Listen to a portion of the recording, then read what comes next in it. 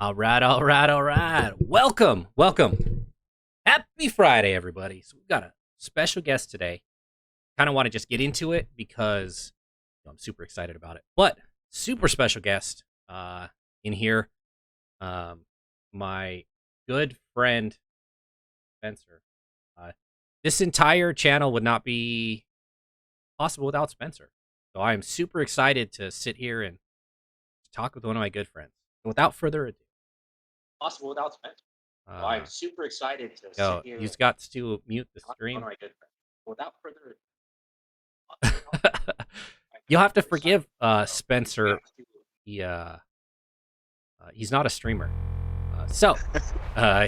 Here's main man Spencer. Yo, how's it going? Hello, how are you? I'm great, dude. Thank you so much Yeah, for doing this. I super appreciate it, dude. yeah, all good. Looking forward to it. Yeah, it's been like I don't know, been years. Been years. It has been years, man. So nervous. Absolutely. But my arms are heavy and my palms are sweaty. Knees weak? Not too much. I've been doing leg day, so Yeah, okay. No mom spaghetti in that, huh? no, absolutely not. I don't mom spaghetti at all, ever, except for on my birthday at Quackers. I mom spaghettied all over the back. I blame Aaron for that. Anyways, Had so some loose times there. yeah, great times, and we'll get into that later, for sure, 100% for sure. Okay, thank you. Yep. Let's see now. So why don't you go ahead and just tell us a little bit about yourself, Spencer? Oh, I don't know where to start, man. I might go backwards. Okay, okay. Well, what do you do Current. currently? Current. All right. So currently, I am living in Australia Mhm. in a small country town called Grafton in New South Wales, and I work in the music industry. So I work for a commercial music company, and we design and curate bespoke playlists for bars, restaurants, gyms, cruise ships, you name it. Pretty much anywhere in Australia that has music in a public place comes via us. And Mhm. I'm an account manager for them. So I look after portfolio clients, do contract negotiations, music programming, design. Mhm. Yeah, That's great. And pretty. so you're the boss now. Like I remember when you were, you know, DJ Panda Yeah. working at a little dive bar doing playing music for 12 people. Uh Yeah. Most of them were like old folks who you'd throw on some 80s music and it would take them back to well, their first divorce. Yeah. Or something along those lines. Yo, so, okay, Yeah. so you're not originally from Australia, correct? Right. Born and raised in California. So was at Chico doing college there, and then did a semester abroad in Australia, Mhm. and met an Australian girl, got her pregnant, and the rest is history. Yeah, the rest is history. Ooh, Yeah. uh, which is it's great. It's amazing. Uh, I'm a little sad you left the states, but I'm really happy for you that you're successful. It's Yeah. very It successful. was a tough decision to move, but after living here for a year and then like seeing how much different it is in the States, it is like a really good place to Yeah, raise a family and raise a daughter, and just some things that I really liked about it here, like, slow pace of life and just, chill and relax. great, So great. yeah. Well, figure we should just get into this. Yeah. So the biggest question I got when I started doing this was who was going to interview me, and Mm. I had no idea. I didn't because I don't. I never figured I would just sit down and talk about myself. But that's what we're doing today. We're doing here today. I'm gonna be telling my story, and this channel would not be here at all if it wasn't for Spencer. I've known Spencer for 11 years, 10 years. Hmm. More than that. Yeah, well, 2010 is when I started working at Quackers. Um, Okay. 2011 is when I started working there. Yeah, right. Wow. Yeah. So it's been a decade. It feels like it's been Actually, longer. that sounds about right now that you mention that. It's been 10 years. Yeah, yeah, absolutely. Yeah. So, but we'll get into exactly why that wouldn't be possible if it wasn't for Spencer a little later as we go through the paces of telling stories and stuff. So, Mm.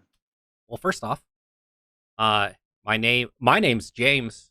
My legal name is James, but everybody knows me around here as VOP. Or if you know me, uh, like if you know me in a non-formal situation, it's Danny. I go by Danny.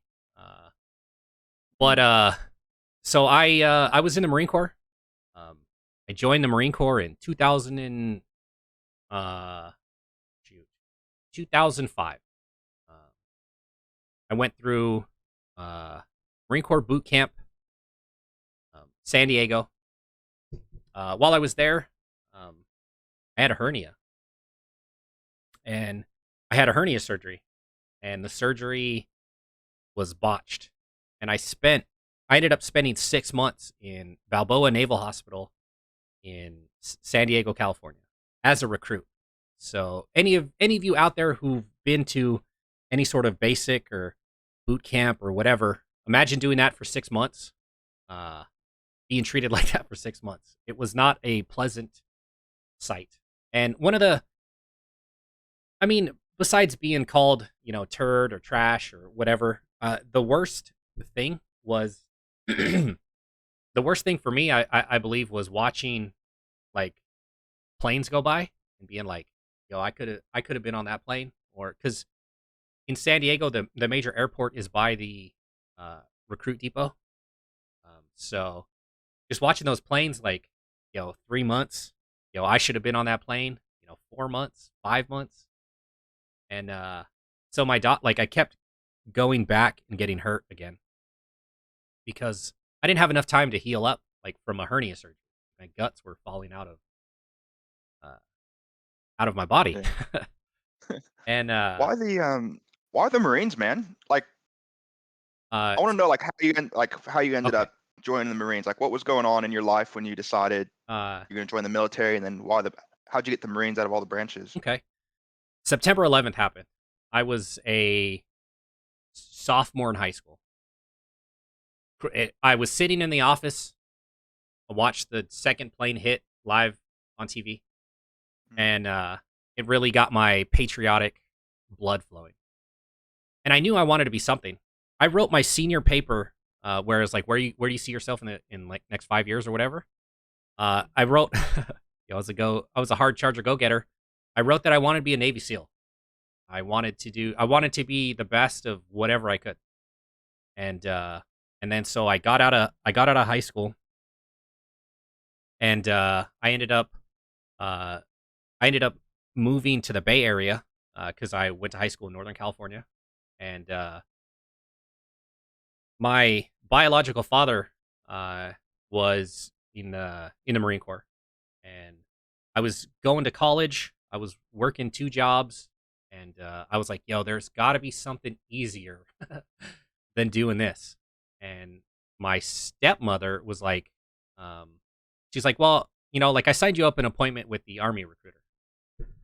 I was like, "Okay," um, and so I went down to the recruiting station. I talked to the Army. I talked to the Navy. I talked to the Air Force, and then I went and talked to the Marines. And the thing that sold me on the Marine Corps was I walked in there, and um, I sh- I walked in there, and so did my father, and he um, we were talking for a few minutes, and I was like, I'm interested in joining, and they were like, they asked him, they were like, were you in the service? And he was like, I was, and then they started talking, and the recruiters ignored me. They were like, go sit on this couch and watch this video about the Marine Corps. They ignored me, and they talked to him. And when I saw the type of respect that they gave him, I was like, that's what I want. I want that right there. Like, they don't know him from anybody else, but that respect factor is there because he did what they did. Back 10, 15 years ago, in the same, we all stood on the same yellow footprints. We all did exactly the same thing, and that's what separated the Marine Corps in my mind from every other recruiting station when I was there. Is because all the other places, nobody even like nobody even like asked, you know, if he was prior Mm, service or anything like that. They just they were trying to sign me up. They were trying to like I legit was like, yo, I'll just go in the army, you know, mhm. I'll do that. And then so when we went in there, I was like, they don't know him from anybody else, but they knew he served, and that's what separated in my mind. That's what separates in my mind the Marines from anybody else, any other branch, is because Yep. there's a brotherhood, but like there's a to me there's a family, like the smallest branch of the military, and I just saw the way they treated each other. I saw the way that they kind of like instantly just showed him respect. Instantly, there was no they didn't question, they didn't ask for proof, they didn't do anything. They just Yep. instantly respected him, and I was like, that to me that's a bigger selling point than bonuses or anything like that. Money comes and Yeah. goes, but that respect, that doesn't That's a fade. lifetime. Absolutely. And it stuck with me. Yeah. This was 15, 16 years ago, and I still remember that day and the respect that they gave to him. And that's to Mhm. me what was like this is that's what I want that. Yeah. I want to be able to sit down and talk with somebody who I have no idea who they are, and have a mutual respect for each other, even though we don't even know who each other are. Yeah. There's a uh, there's just a type of a brotherhood, just a bond that I saw from them, but I never saw from I didn't get that feeling from any of the other branches, and I was Mm. very that's the moment, that's the specific moment where I was like, this is it. Uh, Yeah. and then that's why I ended up joining the Marine Corps. Yeah. What's the sign-up process like? Like once you had that interview and you made up your mind, like, yep, this is Mhm. this is the branch I want to go with. This is what I want to do.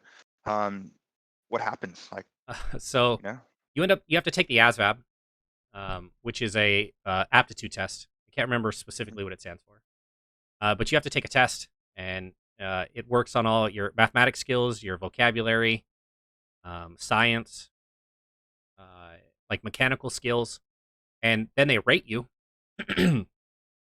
And depending on what your rating is, like how high you score on the test, those are the number of jobs that open up for you. And Yeah. so you take the ASVAB, then you do a drug test at the MEPS. It's called MEPS, um, Mhm. the MEP Center. You get a full physical. I mean, full physical from like they check the bottom of your feet, to scoliosis to you got to turn your head and cough. You got to there's lots of stuff you got to do, Yeah. and so you go through that process. Once you get your score, you sit down and talk to a official recruiter, where you sign a contract and you say, like, this is the job I want, and this, for X amount of years, type thing. You sign it, and then once you sign it, you go into a swear in process where everybody gets in there. You raise your right hand, you say I, repeat your name, you Yep. solemnly swear, Yeah. that Yeah. Yeah. that whole process, and then you basically at that point you're waiting for your ship date, and then so you go back home, you do whatever, then end up um, you end up going back to MEPS again, and they do the same thing. They drug test you again, and then um, they drug test you, and then the night before you end up swearing in again. It's an official swear in. Like the first one is official, but it's like this one is uh like law abiding type shit. Yep. You Yeah. swear in again, you go to sleep, you wake up, and you fly out to wherever. And Wow. I flew from Sacramento MEPS to San Diego Airport, and Yep. at the San Diego Airport, they take all the new recruits, because that's what they're called in the Marine Corps, recruits. and we went to the USO. We all sat in the USO, and then here comes a drill instructor, and he comes up and he's like, "Everybody who's here for Marine Corps recruit training, stand up against this wall now." And then like, hurry up! Like it's just Yeah. that like that moment it becomes Straight real. into it. Yeah, it becomes Yeah. real at that point. And then you all line up against the wall, and it's like, stop looking around, eyes forward, all that type of stuff. And then let me see your paperwork. And what they do is when you leave MEPS, they give one person in charge. They have like a manila envelope, and it's got all the recruit information in there. Every individual person's name, information, all that type of stuff. And the drill instructor goes through and makes sure that everybody's there. And this happens at nighttime. This was probably like when this happened, it was probably 9, 10 o'clock at night. Mhm. And then it's like, everybody get on my bus. So you sit on the bus. They pack these buses. Like there's like 3 people to a seat. And if Yeah, you're wow. if you're a big guy like myself, Yeah. it's not a lot of room. And I remember the first time I went to boot camp, I had to sit in the middle. So like half my butt cheek is hanging on one of the seats, and the other half, I'm basically just holding myself up. And it's a good 25-minute-esque drive from there to the base. Like, because you have to go, it's not that far. Like, legit, there's a fence where you can go from the San Diego airport to recruit training, the recruit depot, Yep. MCRD. And literally, you could walk there, but they drive a bus around, and then you're on the bus. Drill instructor gets on, and like, gives you the speech. It's the same speech every time. And then Yep. sometimes they'll tell you, like, if you sometimes they'll tell you about themselves. I came from the streets, I did this, I did that type stuff to try to motivate you, Mhm. because that's their job. Like, they're there to make you a Marine, but they're also there to, keep you motivated. Yeah. Came on the bus and was like, your life's from this moment forward, your life is going to change. Your life will never be the same after this moment. Yeah. And he was like, once you, he's like, I myself and thousands of Marines before you have stood on those yellow footprints out there. So you're standing in the shoes of greatness. And he was like, I don't expect anything from you that I haven't done myself. So Mhm. I expect you to give 110%. When you don't Yep. think you can give any more, you got to give more. And he said, it's going to be hard. Is it going to suck? Yeah, but it's what you wanted. And Mm. then I'm paraphrasing on a lot of stuff because this was Yeah. Yeah. Yeah. A years long and time years ago. ago. But there's key stuff that they talk about that kind of sticks with you Yeah. for the rest of your life. And so we, you know, got off the bus, stood on those yellow footprints, and it was just go go go go from there. You spend Yeah. the next 36 hours not sleeping, just doing stuff, getting your head shaved, changing. They put everything that you came with, they put in a box. You don't see it for the next 3 months. You wear everything the same. Everything's the same for everybody. Mm. Your socks, your underwear, your uh, your shirts, your toothbrushes, your toothpaste, your deodorant. It's all the same. Shampoo, and um, and they issue you all of that in a sea bag, and you basically walk around for like the next 36 hours with your sea bag, filling out paperwork. You sit down and talk to. You do another drug test. You sit down and talk to a recruiter again, and they're like, have you ever? They just go over the stuff that they think you might have lied about. And plus, your Yep. mind, you're so stressed physically, mentally. And they're like, yo, have you ever done any drugs? Do you have anything you're not disclosing? And there were some people who Mhm. were like, once you get there, you're like, holy shit, I fucked up. Did I make a mistake? Yep. I sat there and I thought about it. I was like, yo, how could I get out of this? Like, I don't want to be here anymore. I changed my mind. Mhm. Like, when you hear it's going to be hard, like, it's like they don't prepare you for that type of stuff. That's the stuff that nobody talks about. Is they're like, yeah, you're up for 36 hours or whatever, but they don't tell you about the like, it's a mental strain and Mm. like legit. So when we were sitting there talking, I was like, yo, what could I tell them to get me out of here, you know? And I just was like, no, like I don't. There's nothing, and then we got up and fell back in line, and like then it was just you go to it's called a receiving platoon, where you spend the next week there just learning basic stuff, um, like how to make your rack. They don't call them beds; they call them Yep. racks. Um, how to make that properly, how to uh, how to talk about yourself. You're no longer like you're no longer Spencer. You're recruit, and then your last name. You refer to Yep. yourself in the third person.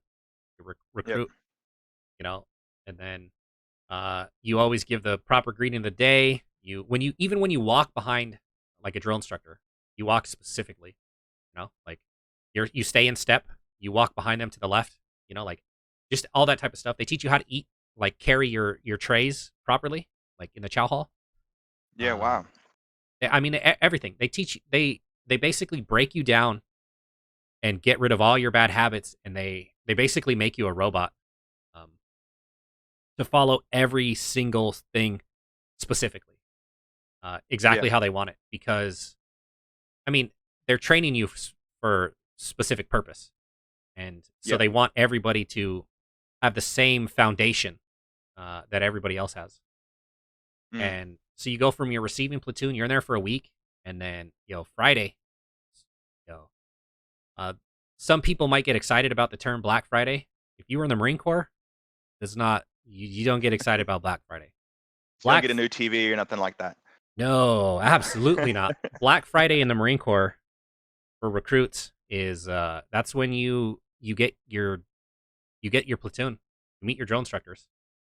You pack up all your shit from your receiving platoon. You take it to your new what they call squad base, and that's where you meet your drill instructors.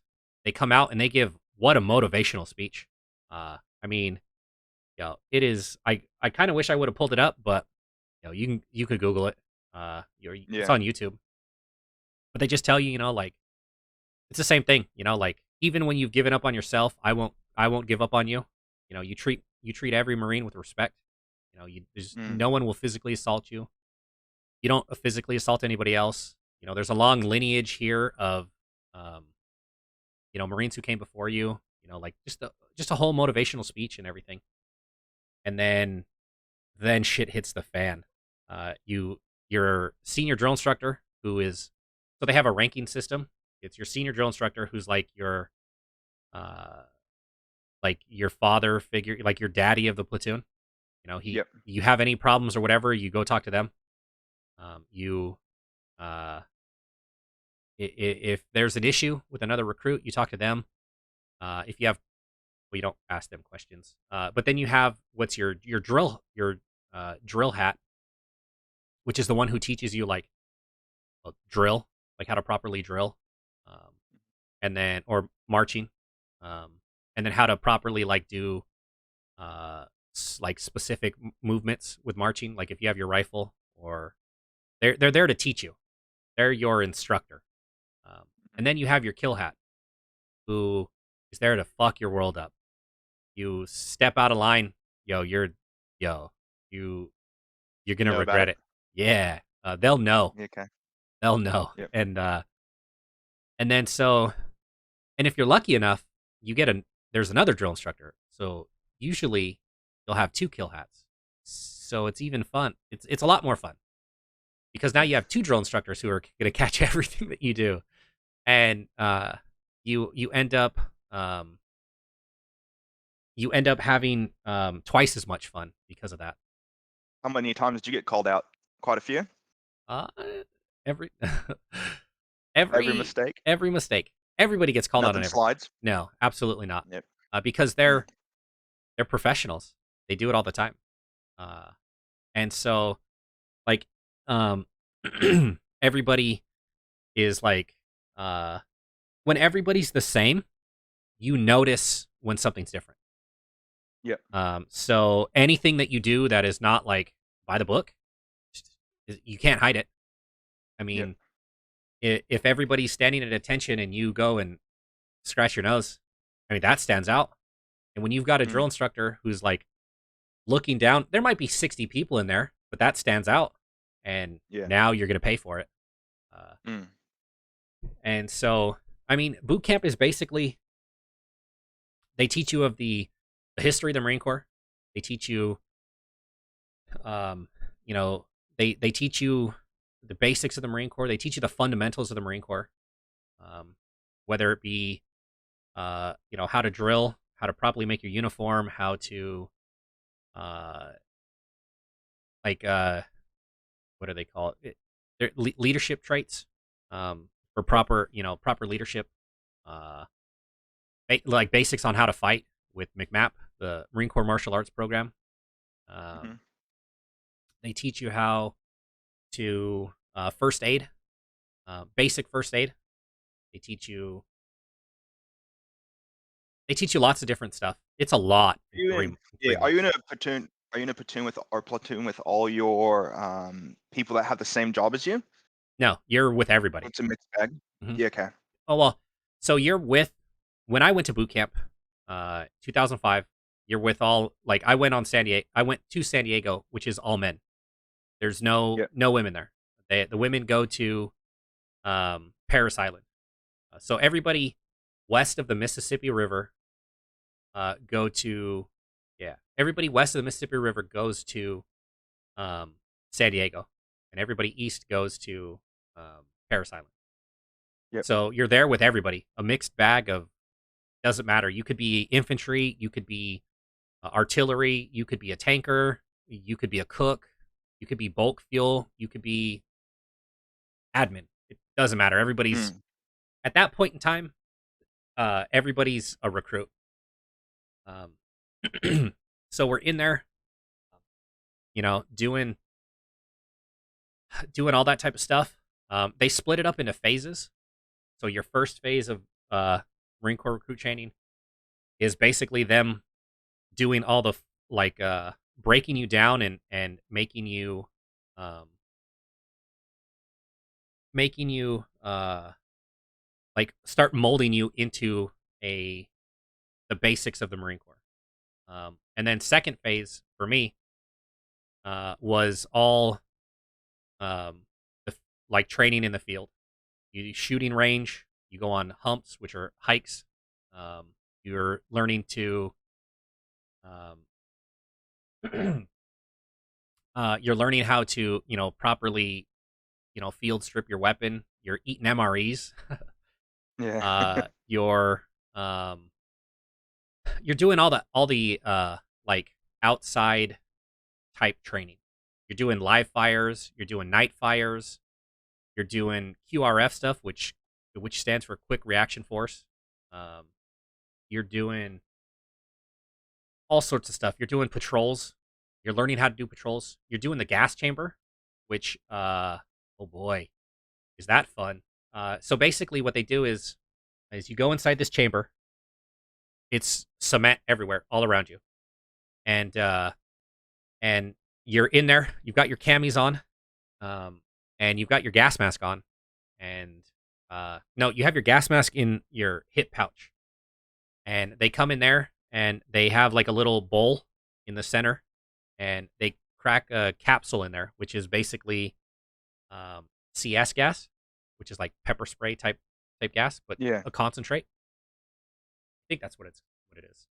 Uh, and you basically so they've taught you how to like don and clear your mask. They taught you how to put it on, clear your mask, and so you do that, and then they go through one by one, and they're like, take your mask, or everybody takes off their gas mask, and then they ask you random Marine Corps history, or uh, they'll ask you just whatever knowledge. They'll ask you your rifle serial number. They'll ask you um, whatever. Who's the commandant of the Marine Corps? Who's the Yeah. whatever? Because they're trying to get you to like not focus Press. on the fact that you can't breathe type thing. And Yeah. so you come out of the once they let you go out of there, you're like your eyes are all like runny. You've got snot coming out of your mouth. Like you're coughing. Your eyes are burning. And if you're congested, you're not congested anymore. Like you're good to go. Uh, Yeah. and then so you do that.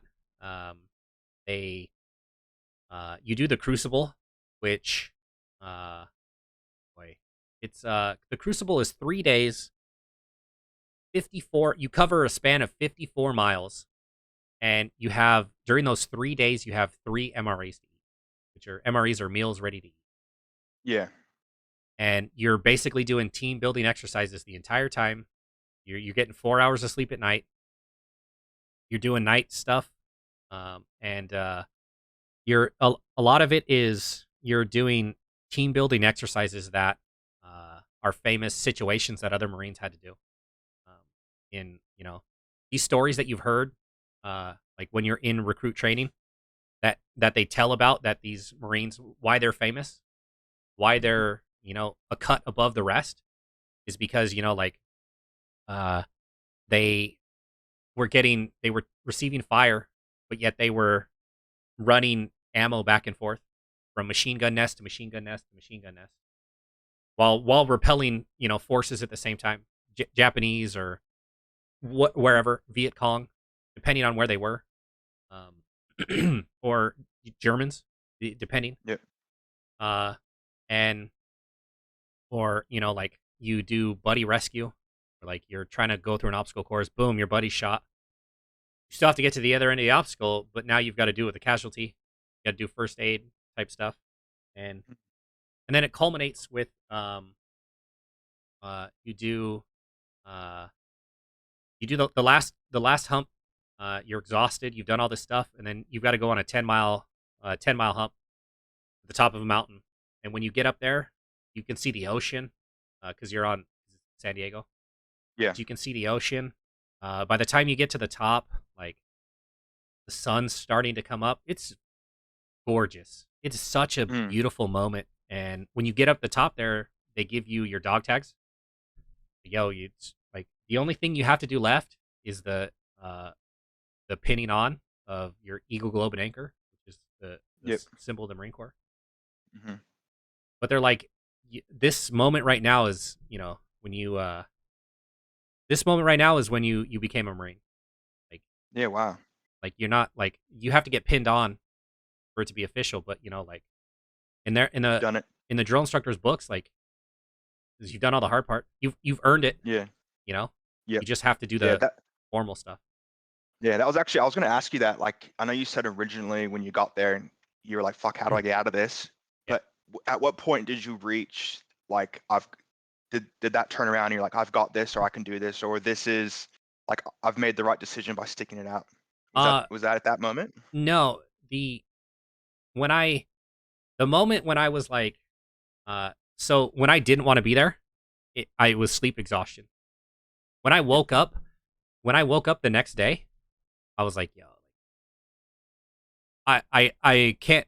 Not that I can't believe I didn't have that thought, but it was like, I'm glad I didn't act on anything because Yeah.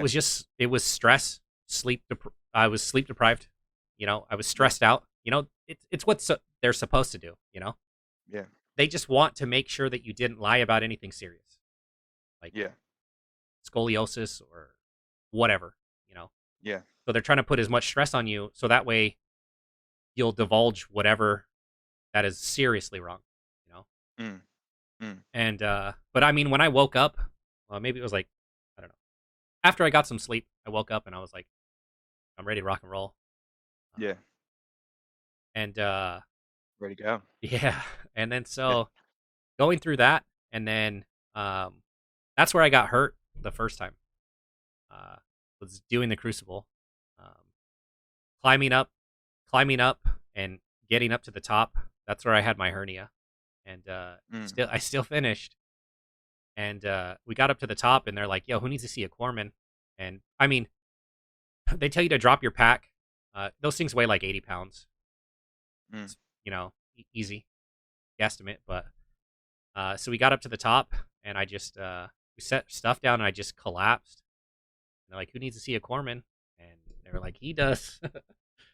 uh, and we were sitting there talking. I went to the hospital, had surgery, and I was in a wheelchair for like 3 months because my surgeon botched my surgery. Um, so like it got infected. They had I was getting uh um they were pulling out fluid, and some of the syringes, the backs of the syringes with the fluid, were like this big, and they were just sucking it out, and because it's Oh, swollen, yeah, it was infected, yeah. like, and so I spent 6 months in the hospital, and the doctor was like, I don't know what to do, I said, can you send me home? It's like, I don't want to live like this. I'm depressed. I'm Yeah. like, this is not what I signed up for, you know? Mm. And so I talked with a career planner, and they're like, look, you've got two options. We'll separate you. You'll get your money that you earned here and everything, and we'll give you a general discharge. And then, if you'd like to, you can come back in 6 months, or we can start some paperwork, and you can apply at the VA and get disability. Well, Mm. I didn't come here to get disability. I'll come Yeah. back in 6 months, Yep. and that was in February, and uh, November of the same year, 2005, 2006, I went back to the Marine Corps Recruit Depot, San Diego, and started from day one all over again. Wow. So you did that whole process twice, Yeah. Yeah. from Yeah. getting on the bus to getting up the mountain. Yep. I did it twice, Wow. and it was funny. Very cool story. My kill hat from my first time, the guy who slays, like anytime you fuck up, or everything is just there on your ass. Um, so they have squad leaders, who there's 4 squads, and they take care of individual squads, and then you have a guide who's kind of like in charge of the entire platoon on a recruit level. Yep. Yep. So my drill instructors knew, because when I showed up to the depot, most recruits have like a couple pages in their jacket. Like, I had a thick jacket because I spent 6 months in the hospital, Yeah. and so my drones, the drill instructor I had on Black Friday was like, You're our guide. You've already done this. You know, you're the guide." Mm. Yes, sir. uh, and so I'm laying there. Uh, I'm laying there in my rack. Somebody comes and kicks my rack, and they're like, "Hey, recruit, whatever." And I'm just like, "What?" Like, I'm asleep at this point, like, what? Yeah. And then I was like, "Oh, that voice sounds so familiar." And I pull the covers down, because it's November in San Diego, Mm. uh, Mm. and we're wearing short green shorts and just a green t-shirt, like, and Yeah. it's cold. Bit chilly. Yeah. Yeah. And I pull the blanket down, and there's a flashlight in my face, and I'm like, oh. He was like, "Holy shit, it's you! I didn't think I'd ever see you again." I'm kind of like, "Who are you?" Mm. Yeah. And he kind of like shines the light, and it was my old kill hat. He was like, "I'm a senior drill instructor now." Okay. He's like, "Don't unpack your shit. You're coming to my platoon tomorrow." And I was like, "Yes, sir." Like, "Now go back to sleep." And no shit, the next day, uh, my kill hat, who is now a senior drill instructor in the same company I was in, I went to his platoon, and like, I legit had a chill time, because when they do stuff like, um, somebody fucks up, and they do stuff like water bowl IT. IT is individual training, or intense training, or whatever. And basically, a water Yep. bowl is a canteen, and they're like, "Oh, somebody's not hydrated enough. Everybody's got to chug one," you know. Yep. And they're like, "We're gonna keep drinking till somebody pukes." Just, random stuff like that. And my senior drill instructor used to call me into what's called the duty hut, which is like their office. Yeah. And he'd call me in there, and he'd, like, close the door, and I'd close it, and he'd like, sit down, and they have one way mirrors in there. So, and they have blinds, so he would like pull up the blinds, and Mm. he'd be standing there looking out. He's like, come here and watch this. Yes, sir. And he was like, who do you think's gonna throw up first? Like, oh shit. And he just treated me like, because he knew I'd been through this shit already. He just Yeah. treated me like he treated me more like a person instead of a recruit. I still had Yeah. to do everything else everybody did, but stupid shit like that I would get out of. Or Yeah. he always used to like be like, uh, he's like, you want something to drink? This recruit's fine. He's like, oh no, it's fine. And he would go into the fridge and be like, here's an Arizona, like, you want some Arizona iced tea? This recruit does not. Mm. He's like, oh, don't be afraid. Just go ahead and drink it. So I would like, I'm not gonna say no. Like, I already said no. Yeah. Like, Yeah. yo, take advantage of it. I crack it open Yeah. and drink it, Yeah.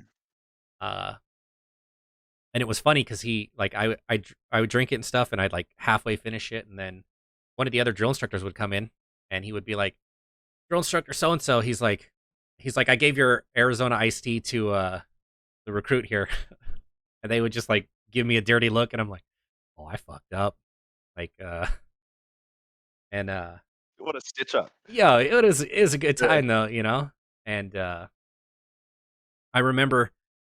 So two of the nights that were the greatest were one night I used to do a bunch of paperwork on the computer because Yeah. they had a new system and the drill instructors were like, I don't know, and they were like, look, you're our guide, you do our paperwork. The first time I went to boot camp, so I was in there doing paperwork on the computer, and one night the commanding officer, the CO, came into the our squad bay while I was in there on the computer, and it was like 11:30, which I should have been asleep by that point. But Mm. paperwork needed to get done, and our drill instructor wasn't going to do it. And he was like, "Go hide in the shower." So I went and hid in the shower while the CO was in there talking to the drill instructor. And then after the drill instructor left, or the CO left, the drill instructor came out and was like, "All right, now just go to bed. Like, we don't want to. I don't want to get in trouble." Mm. So Yeah. when I came back, my senior drill instructor was like, "Go hide in the shower." Like, weird, but okay. Like, it's familiar. He called one of the other drill instructors and came in, and he's like, I heard him talking or whatever, and I'm just sitting in the shower like, this is so weird. And then he told the other drill instructor, he's like, go look in the shower, and I'm like, who the fuck is this? And they open it Yeah. up, and it was one of my old drill instructors, and he was like, he's like, yo, recruit, and I'm like, yes, sir. He's like, oh, I never thought I would see you again. He like reached his hand out to shake my hand, and I'm like, oh shit, should I do this? Like, Yeah. and he went from being a drill instructor to being he worked at the company, like the drill instructor company. So it was Mhm. like different. Didn't deal with recruits. He was more like office type stuff. Yeah. And so he was sitting there, and we were like laughing and talking and stuff, and it was like reminiscing with old friends type Yeah. stuff. Mm. And then another night, uh, I was in there with my senior drill instructor, and I grew up around motorcycles, and he was building a motorcycle, so he's like, "Hey, let me get your opinion on some stuff." So we're like Yeah. looking through stuff, and he's like, "I want to get this tank, and what do you think about this shape?" And so we're sitting there talking about it, and one of the drill instructors left and came back. Well, they went and got food, and so they're sitting there, and my senior drill instructor and I are talking, and so my kill hat was like 5 feet tall, like just a small dude full of hate and anger for anybody taller than him. And Yeah. I'm 6'4", so we didn't get along at all. He used to get on top of foot lockers, which are like where you keep all your belongings. They're like Yeah. like little, A trunk. yeah, Yeah. like a trunk, yeah. And he Yes. would get on there, and then he would yell at you, and so his what they call campaign covers, like Smokey the Bear, like the brim all the way around, Yeah. used to come up to my chest right here, and he would like bang it against my chest, and like I wouldn't like on the inside I would be like dying laughing, but on the outside Yeah. just stone wall. And then Yep. he would just like look at me, squint in his eyes, and just go like this, and I would just like bend down, and he would like yell at me, and like uh so he came Get in it one out night. for you. Yeah, exactly, yeah. He came in one night and was like, my senior was like, "Oh, you got my food?" And he was just like glaring at me. I'm just sitting there, and they open it up. It's Taco Bell, and just they're sitting there eating, and I'm just like sitting there like, and my senior drill instructor was like, "Hey, give me one of your burritos." I was just like, "Oh no, I don't want this, I don't want this at all." And and they just kind of like stared at each other. He's like, "Do it," you know. So he's Yeah. like, he like jabbed me in the arm with one of his bean burritos, and I was like, "This recruit doesn't want it." And he's like, "Oh, you're too good for my bean burrito," and I was like, "Shit!" Like I'm all shaking, like, uh, So I grab it, and I'm sitting there, and I'm just like, "Yo, should I really eat this? Like, should I do this?" Yeah. And Damned if you do, if you don't. yeah, and Yeah. then so I just like they're both staring at me, like waiting for me to do something. So I'm Yeah. like, "All right, here we go." I eat it and everything, and then the entire time I'm eating it, my kill hat is just like glaring at me, and he's like, "I got you." And my senior's just laughing, and Yeah. so I paid for it later, of course, whatever. Yeah. And so we get through. Uh, so I end up doing everything again, you know, doing the Yeah. Crucible, um, and because of that, second time I did the Crucible, I ended up carrying a bunch of extra gear because like there were tent stakes that people didn't pack properly, just extra stuff. I added Yeah. probably like an extra 10, 15 pounds to my pack. I ended up getting what's called pack palsy, where that tingly sensation you get when your arms go to sleep, your fingers kind of Yeah. get numb. Yeah. It's your nerves; they tighten up and then they slowly release. Um, so, but with pack palsy, is they tighten up and then they just stay tight. So Mhm. I couldn't feel my arms. Yeah. My fingers were all tingly. I had to go back to the hospital, and I went back to the hospital, and I came back to.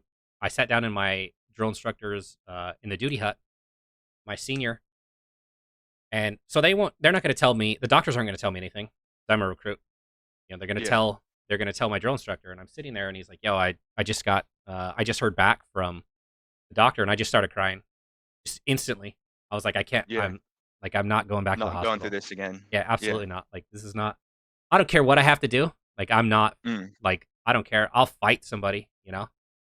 Yeah. And he was like, their recommendation is, you go to what's called MRP, the Medical Rehabilitation Platoon, and which Yeah. stops your progress, and you Mm. basically are now in that platoon, and everybody else continues on, and you pick up kind of where you left off, but new platoon, new everybody. Yep.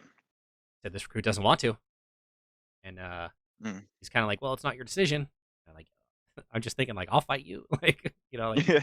I don't care at this point. Like, I Yeah. can't close my hands, but you still get these hands, Yeah. and so he was like, look, I worked it out with them where you're not going to do anything strenuous. Uh, you'll just kind of be hanging out here. Like when we go and do stuff, like stupid shit, you're just gonna hang out Mm. here. You're gonna watch the squad bay. You're just gonna basically stand around for a while. Yeah. It's, it's okay with this crew. They put what's called a tens unit, which is basically like little sticky pads. They put them on your back, and then it shocks your back to try to like Mm. get your nerves to like unclench. And Yeah. so I had to do that for like almost a month while I was in recruit training. Um, and I graduated. I actually graduated. We were the honor platoon. So there's a certain stuff you do in boot camp, which is like rifle range. You compete with everybody else. Drill, prac, which is like practical application, like knowledge. Yep. Yep. You do pugil sticks, which is simulating combat. Yep. Uh, there's something else. PFTs, which is your physical fitness test, and then there's something else. I can't remember what that something else is, but each platoon, you make points on how high you rank in it. Our platoon Yeah. won like almost everything. Yeah. So we were Nice. the honor platoon, and then every platoon has a guide, and then each of those guides fight for honor guide. And it came down to me and another guy, and because I couldn't take my final PFT, uh, they ended up going with him as the honor guide because Mm-hmm. I couldn't do pull-ups. I couldn't do Yep. anything because I couldn't close my hands, you know. Yeah. Yep. And so, but I graduated guide of the honor platoon, uh, in from San Diego, which they have a special ceremony at the end. So there's hundreds of recruits out there. There's only 6 Mm. guides, and there's a little ceremony where you give your platoon's guidon, which is like a platoon flag. You give it back to your drill Mm-hmm. instructor, and then that basically symbolizes the drill instructors pass this along to you. You carried the flag of your platoon. You Mm. give it back to them, and this is the part where your platoon is now you're now Marines. You're now Yeah. going to you're going on to the fleet, or you're going Mm. on to your MOS school, which is your military occupation special, so like your job, Yep. Yep. and it's basically that ceremony. And so what they do is like the day before is family day, so the Thursday before you graduate is uh, family day, Mm. and so you do a run. You're in your silkies, which are silk shorts, your catch me fuck me shorts, because they're just silk. I mean, Yeah. you look at them and you're like, yo, there's a dick. There's Yeah. no hiding anything, and Yeah. everybody's families are there and everything. You end up running a couple miles and then you come back, and then you shower. You're in your uniform. They pin your eagle, globe, and anchor on you, Mm-hmm. and then you get to spend the rest of the day with your family.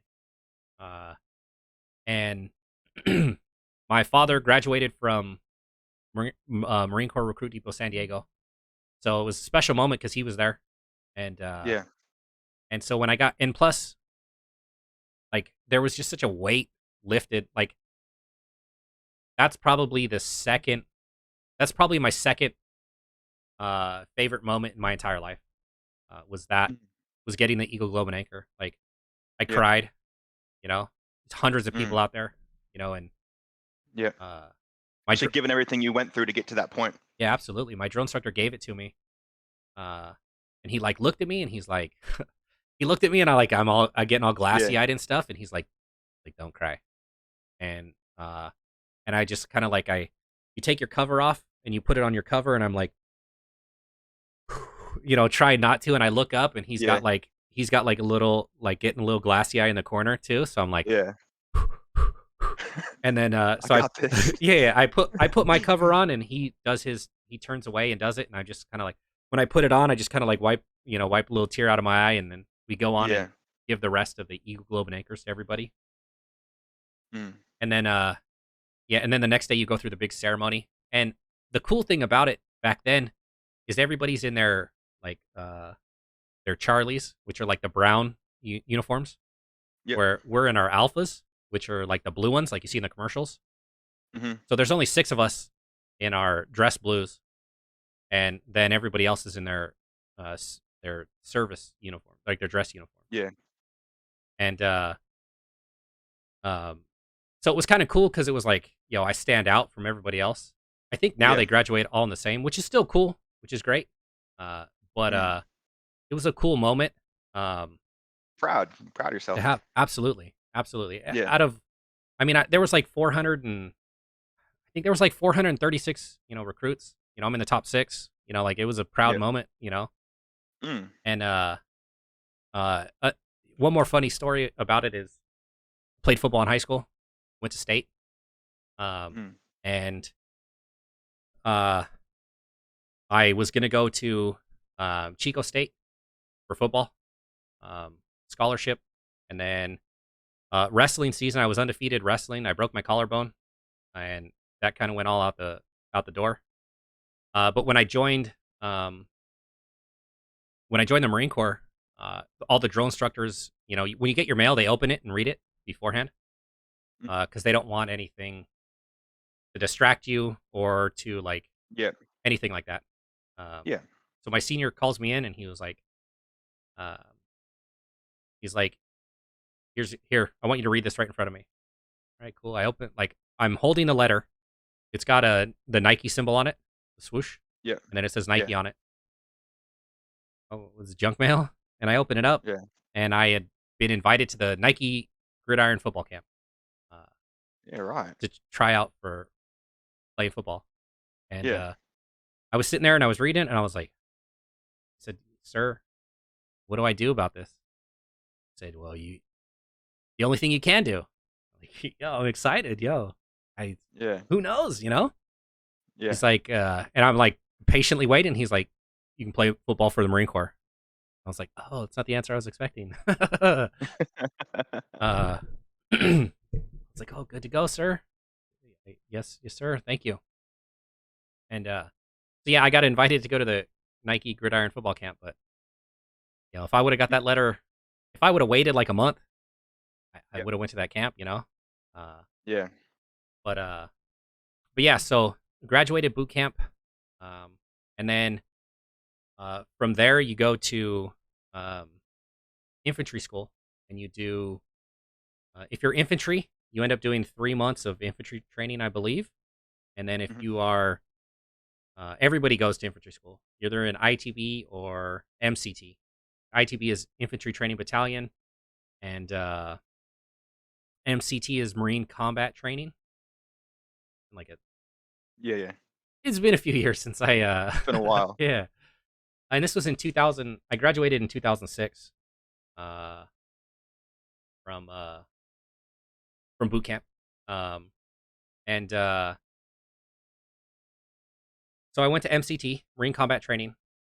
I went through MCT, which is basically like you learn the basics, and now these are more advanced stuff. Um, they teach you about like landmines, how to properly place them. They teach you advanced patrols. They teach you um, how to dig what they call.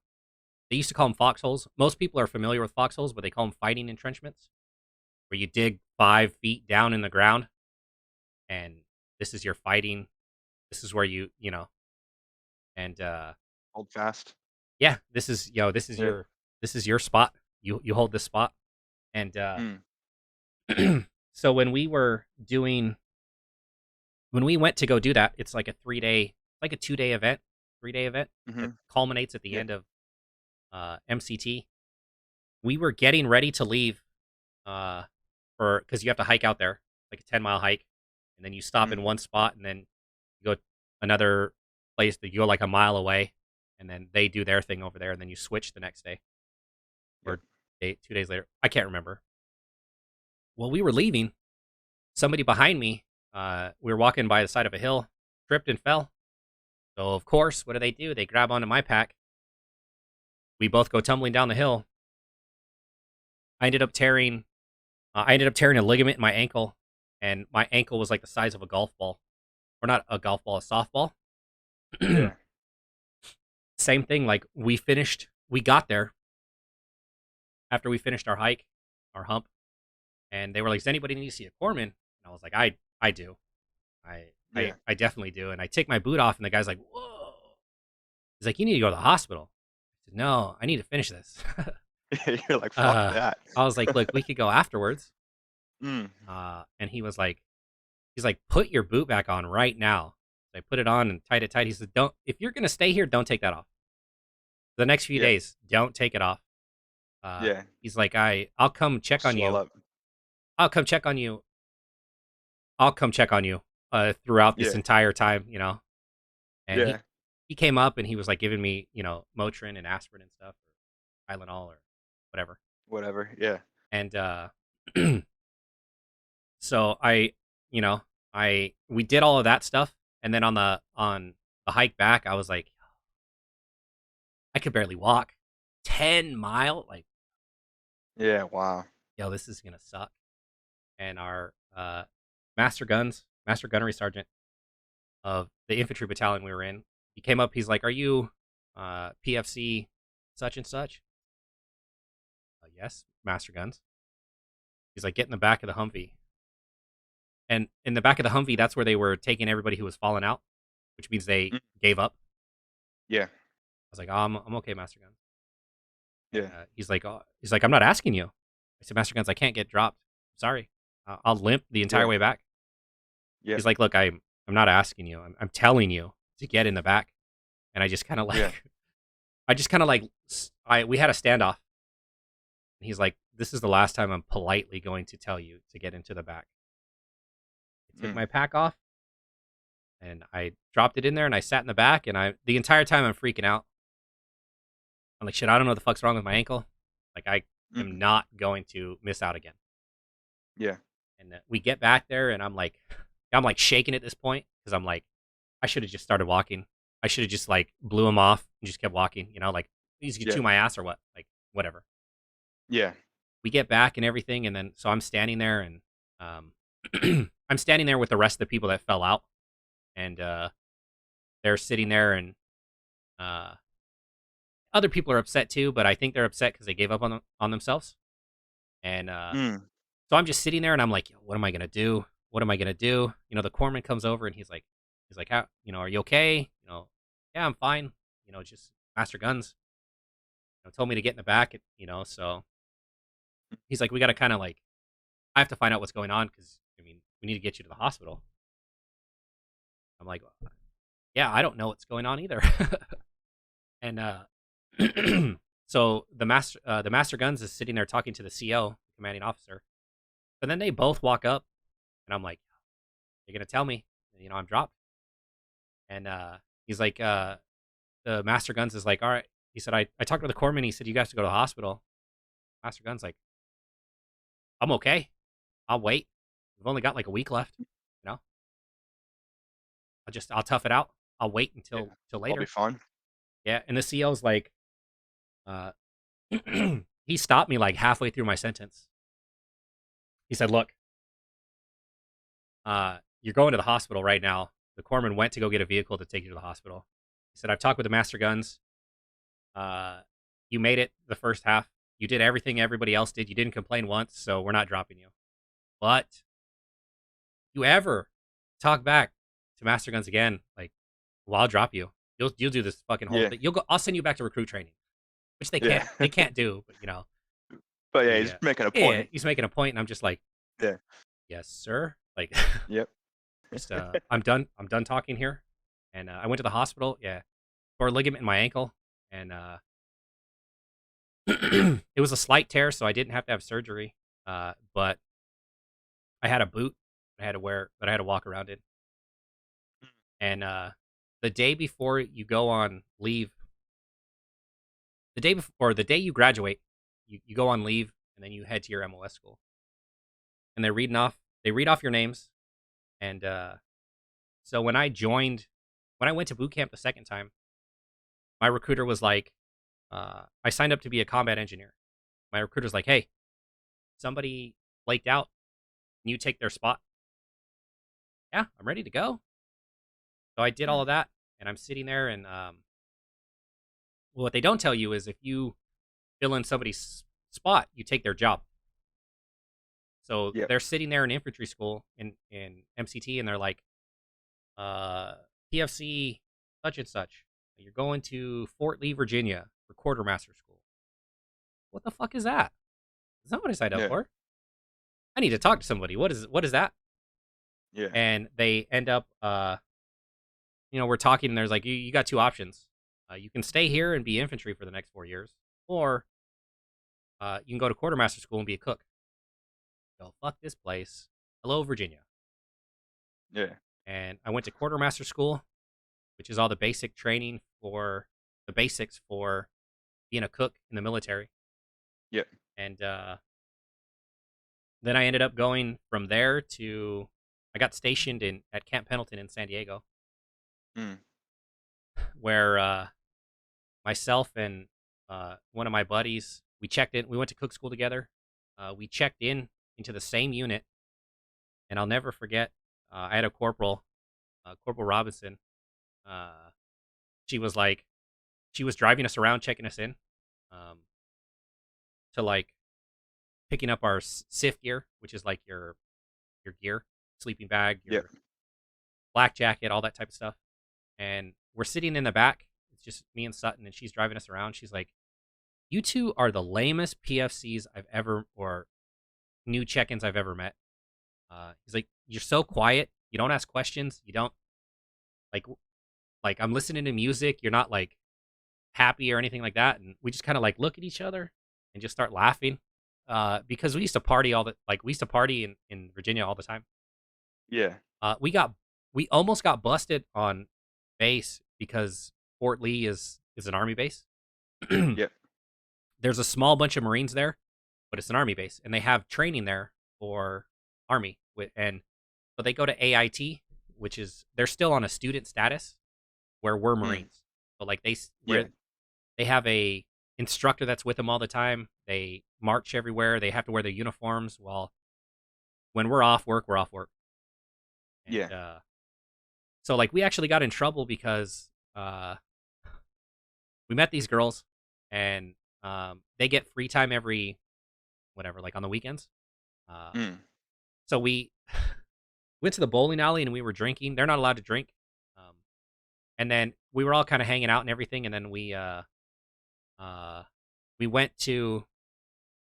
went on a walk, and we went to the obstacle course on base. Yeah. Well, we're talking. One thing leads to another.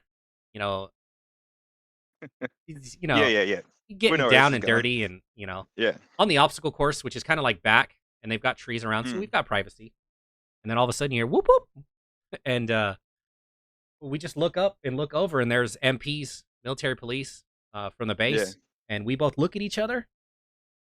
Pants go up, and we just bolt, just take off. Like, look, whatever. I don't know you. We're out of here. We end up running. It's like a mile to the bowling alley. We get to the bowling alley, like we're all sweating and everything, and we're trying to like calm down and chill and everything, and we sit down, and we're sitting there talking, and we're like trying to get a story straight, you know. Yeah. And these MPs come in, and they see us like with sweaty clothes and stuff like that, and Yeah. they're like, "Can I talk to you?" Or they come up like, "What are you guys doing?" Kind of like hanging out. We're taking a break from bowling, Yeah. And they're like, "Where were you?" Blah blah blah, and doing all this. Well, one of our gunnies, our gunnery sergeants, he comes up and he's like, "Can I help you guys?" Like talking to the MPs, Yeah. and they look at him, and he outranks them, and he's like, "Well, we're questioning them on where their whereabouts have been and blah blah blah." And Gunny's like, he's like, "They've been hanging out here with me, my family over here. They've just been bowling around. They're taking a break." And Mm. they're like, "Yeah, well, we're trying to." And he's like, "My word's not good enough for you?" And they just kind of like look at each other. And they look at us, and we're trying not to like make eye contact or anything, and just have our heads down. And he's like, I mean, do you have any more questions?" And he's like, "You know what? Give me your guys' cards. I don't want to talk to you. I'll talk to your superior." Yeah. So they give them their MP cards, and they're like, "No, we don't have any more. We don't have any more questions. Sorry, we must be mistaken." Mm. And they walked out. Our gunny puts the cards in his pocket. He's like, "I don't want to know Mm. what happened, but you guys got about a few minutes to sit and catch your breath, and then I want you both back in the barracks." Yeah. Good to go, gunnery sergeant. Like, so we sit there, Yeah. and then we get out, start walking, go to the barracks, and then it was He had your back. That's good. yeah, absolutely. And Yeah. so then like, so we just like look at each other, and we're like, "Yo, what are you talking about? Like, we're just trying to be respectful type stuff." And Yeah. so we checked into the barracks and all that type of stuff on Pendleton. And I was married at the time. I was dumb and got married right after boot camp Mm. to my high school sweetheart. you know and so when I moved on to Camp Pendleton, I'd already applied for base housing, so I ended up moving into a house already. I didn't have to stay at the barracks, Mm. which was great. But then we started doing, we got there, and then we ended up, our unit was getting ready to deploy to Iraq. And so I had just got there in, shoot, this would have been like March or April. Mm. And they were like, "Look, it's our rotation. Our rotation's coming up at the end of this year, so we're getting ready to go to Iraq." Like, yo, like, I just got here, I'm the new guy type stuff. Yeah. Like, "Well, you're going to Iraq. All right, this is kind of what I signed on for." How are you feeling at that point? Were you nervous? Absolutely, 100%. Yeah. I'm 20. I'm 20 years old. 21 years old. Mm. I mean, Were you I'm ready? older. I'm older than most people at Yeah. that point. Most people are like 19, 18 at that point, but Mm. still a kid, still a Yeah. young kid. Still young. Yeah. And I was like, whatever. I've got a wife, and uh, and she has a baby, um, and so like I have a family, and Yeah. so I'm like, you know what? It is what it is. They were like, we need a few volunteers to go early. You volunteer to go early, you come home earlier. Yeah. I said, you know what? Shorter deployment. I volunteer. Yeah. Oh, okay. So so I volunteered. They're like, cool, we're gonna leave in December. Cool. And then it turns out that year it snowed in Iraq, so they kind of pushed it back. So I left January of 2008 to Iraq, Mm. and I flew from Iraq to Maine to uh, Ireland, Kuwait, and then from Kuwait, I went from Kuwait to Camp Al Taqaddum, which is Camp TQ, which is the bigger base in Iraq. Yeah. Yeah. And it's funny, in 2008, in the airport in Maine, cigarettes were like $8 a pack. It was insane. I used to smoke, and so I was like, last pack of American cigarettes, Yeah. Yeah. And like, it's $8. I'm like, what? I don't even know. Is that expensive for a pack of ciggies? I mean, that's more than it is now, I believe. I don't smoke anymore, Yeah. but Okay. like this Yeah. was over a decade ago. Well, I have Uh, no idea. I think in Australia, man, they're like $50 a pack or $45 a pack. yeah, Here, yeah, I don't smoke, so I don't know. But it's insane. yeah. Yeah, and I was just like, what? Do I need cigarettes that bad? And I was like, yo, it's the last piece of America. Yeah. And so we ended up going to TQ, and that shit was boring as fuck. It's like a base. It's like being back in the United States. Like, Yep. there's a Pizza Hut there. There's Is this Iraq? yeah, this is Iraq. There's Yep. a green bean coffee because Yep. Starbucks doesn't support the war, so they won't Yep. support the troops, so they won't put Starbucks out there. So that's why I don't go to Starbucks. Welcome. Yep. Yeah, Yep. you won't support me, I won't support you. And Yeah. Yeah. Fair enough.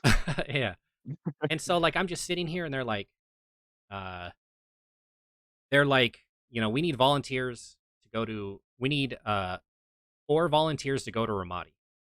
Pick me. I don't know what the fuck that Mm. is. I don't know where that is. Pick me. I don't want to be here. This is boring as Yeah. fuck. Yeah. And uh, so like cooks in Iraq, you don't cook. They have TCNs, third country nationals, who cook. You basically just Mm. stand there and make sure they don't poison the food all Yeah. day Okay. long. That's what you do all day long. It's fucking boring. Mm. It's not like Yeah. That's not what I signed up for. You get to see combat as a cook or no? I did. Generally.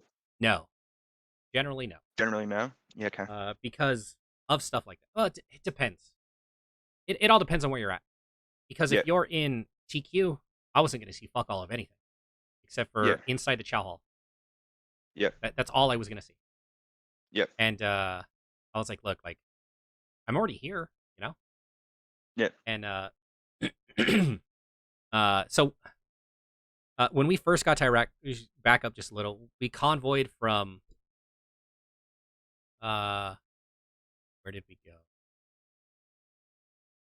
Can't remember where we went. But we were on a convoy, and I've been in Iraq for like 16 hours, sitting there in the back of the Humvee. Everybody's asleep. We're in the back of a PAX truck, which is like they send troops in there, or they have gear or equipment or whatever in the back of these trucks. Mm. And so I'm sitting there, I can't sleep, and my sergeant's next to me, Sergeant V, and I'm just sitting there, and I'm nervous, and I'm like looking out of the bulletproof windows, Mm. and I'm looking out, I'm like, Sergeant V, why are they taking pictures of us? Like, it's nighttime. Like, Yeah. it doesn't make any sense. And he kind of like leans over and looks. he just like smiles and he's like, "They're not taking pictures of us; they're shooting at us." I said, "Excuse me?" What?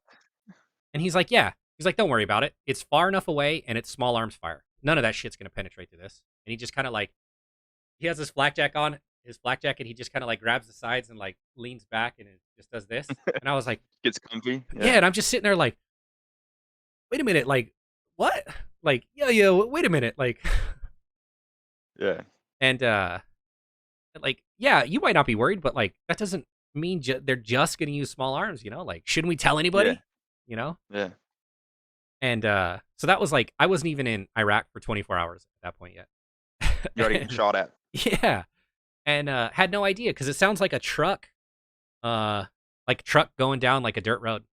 You just hear like little tinks Yeah. on the side, like rocks. Yep. Bing, bing, Yep. bing, bing, you know? Nope, Wow. sure wasn't rocks. It was that was people were shooting at us. Yeah. Wow. So when did you get to see combat? Well, so I went from TQ to Ramadi, uh, which my surprise at that time, Ramadi was the second deadliest city in Iraq. Um, Mm. we got artillery fire, we got small arms fire. There was a sniper in. They had a glass factory there. There was a tower. Mhm. There was a Yep. female sniper. She would just sit up there, and throughout the day, she'd pick somebody off, wait 5 or 6 hours, shoot at somebody else. And the way Ramadi, the base, is set up is here's Ramadi, here's the base Ramadi, the town's up here, so the town is above us. Yeah. So it's shitty way to have it set up. Get up. Yeah.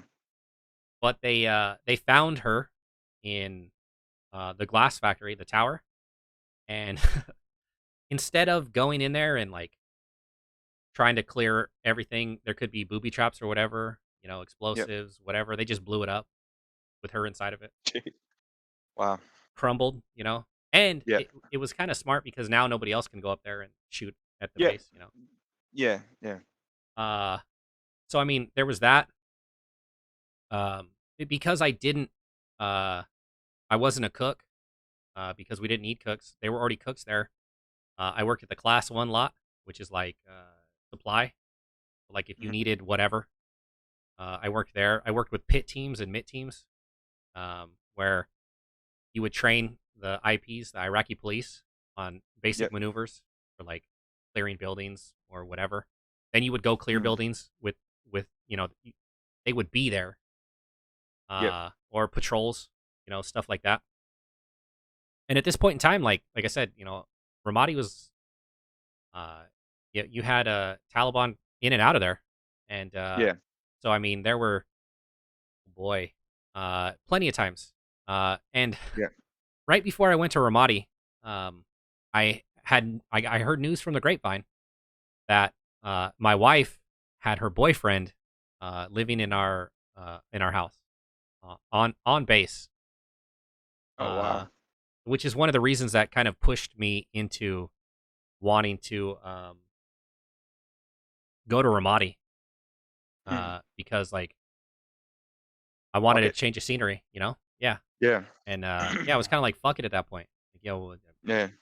whatever, Yeah. trying to not think about you know all the bullshit that's going on, Yeah. and 100%. Keep your mind occupied and absolutely. So I did a lot of crazy shit that I, in better mindset, probably wouldn't have, because at mm. that point I was kind of like, what's the point type shit, you know?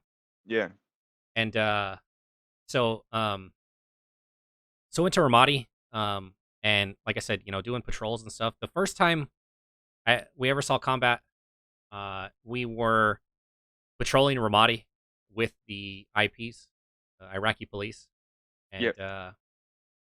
there was a dispute over I don't know something. I can't remember what the dispute was over, but it was between the Iraqi police and um, somebody in Ramadi, and I guess they told they told the wrong people that we were going to be in a certain place at a certain time. And, you know, we're walking around and then start taking small arms fire. You know, and Yeah. Wow. it's a city, so it's, like if you've seen in the movies where like people just scramble around and like when people are like Yep. looking around for where that's what it feels like. in that Yeah, situation wow. is like you're looking around like they're running, and you're like, and when I was in Iraq, you could walk around, you could walk down the street with an RPG, and Wow. they the rules of engagement had changed because of such bad publicity that you could walk around with a firearm, uh, and it's okay until they point it at you. They point it at you, then it's a different story. Yeah, wow. So you see all these guys, AKs, they've got pistols, just walking around like it's nothing, and so you see There's these nothing you can people. do. Yeah, you Yeah. see these people running, crowds running through, and you're like, well, that's a weapon, but they're running that way. You know, Yeah. scary situation. Uh, Yeah. and so I mean, that's the first time I ever, I've never had, uh, I've never had adrenaline like that ever my entire life. Mm. Y And it's just kind of like that's one of those highs that your adrenaline spikes, and then like days later, you're still running on that adrenaline high. yeah. Um, like you can't sleep at nighttime. Like you're just laying there Mm. and your heart's still pounding. You know. Yeah. Did you live at that age, at that time, is that something you lived for? You get. I mean, I don't know if I lived for it. I Not wasn't. live for it, but were you, like, a bit, like, pumped, like, "Fuck yeah, this is" you know? It was exciting, absolutely different mindset Yeah. back then. Like when I was there, I Yeah. was like, "This is what I'm here for. Yeah. This is if I'm here doing this, this is the shit I want to be doing. I want to feel like Mm. this. I want this adrenaline. I never Yeah. felt. I've never had that high of adrenaline rush before. Yeah, wow. And you always chase it, Mm. chasing the dragon. You're always chasing that Yep. adrenaline rush. And I mean, after that, like going on convoys, went on a 36-hour convoy. Like, uh, you're always 36-hour convoy where I mean, we stopped half a dozen times because we were taking fire. Like Yeah. there's always something going on. Mhm. I traveled around Iraq a lot Yeah. because in Ramadi, like I'll grab the picture. I have us at Ramadi.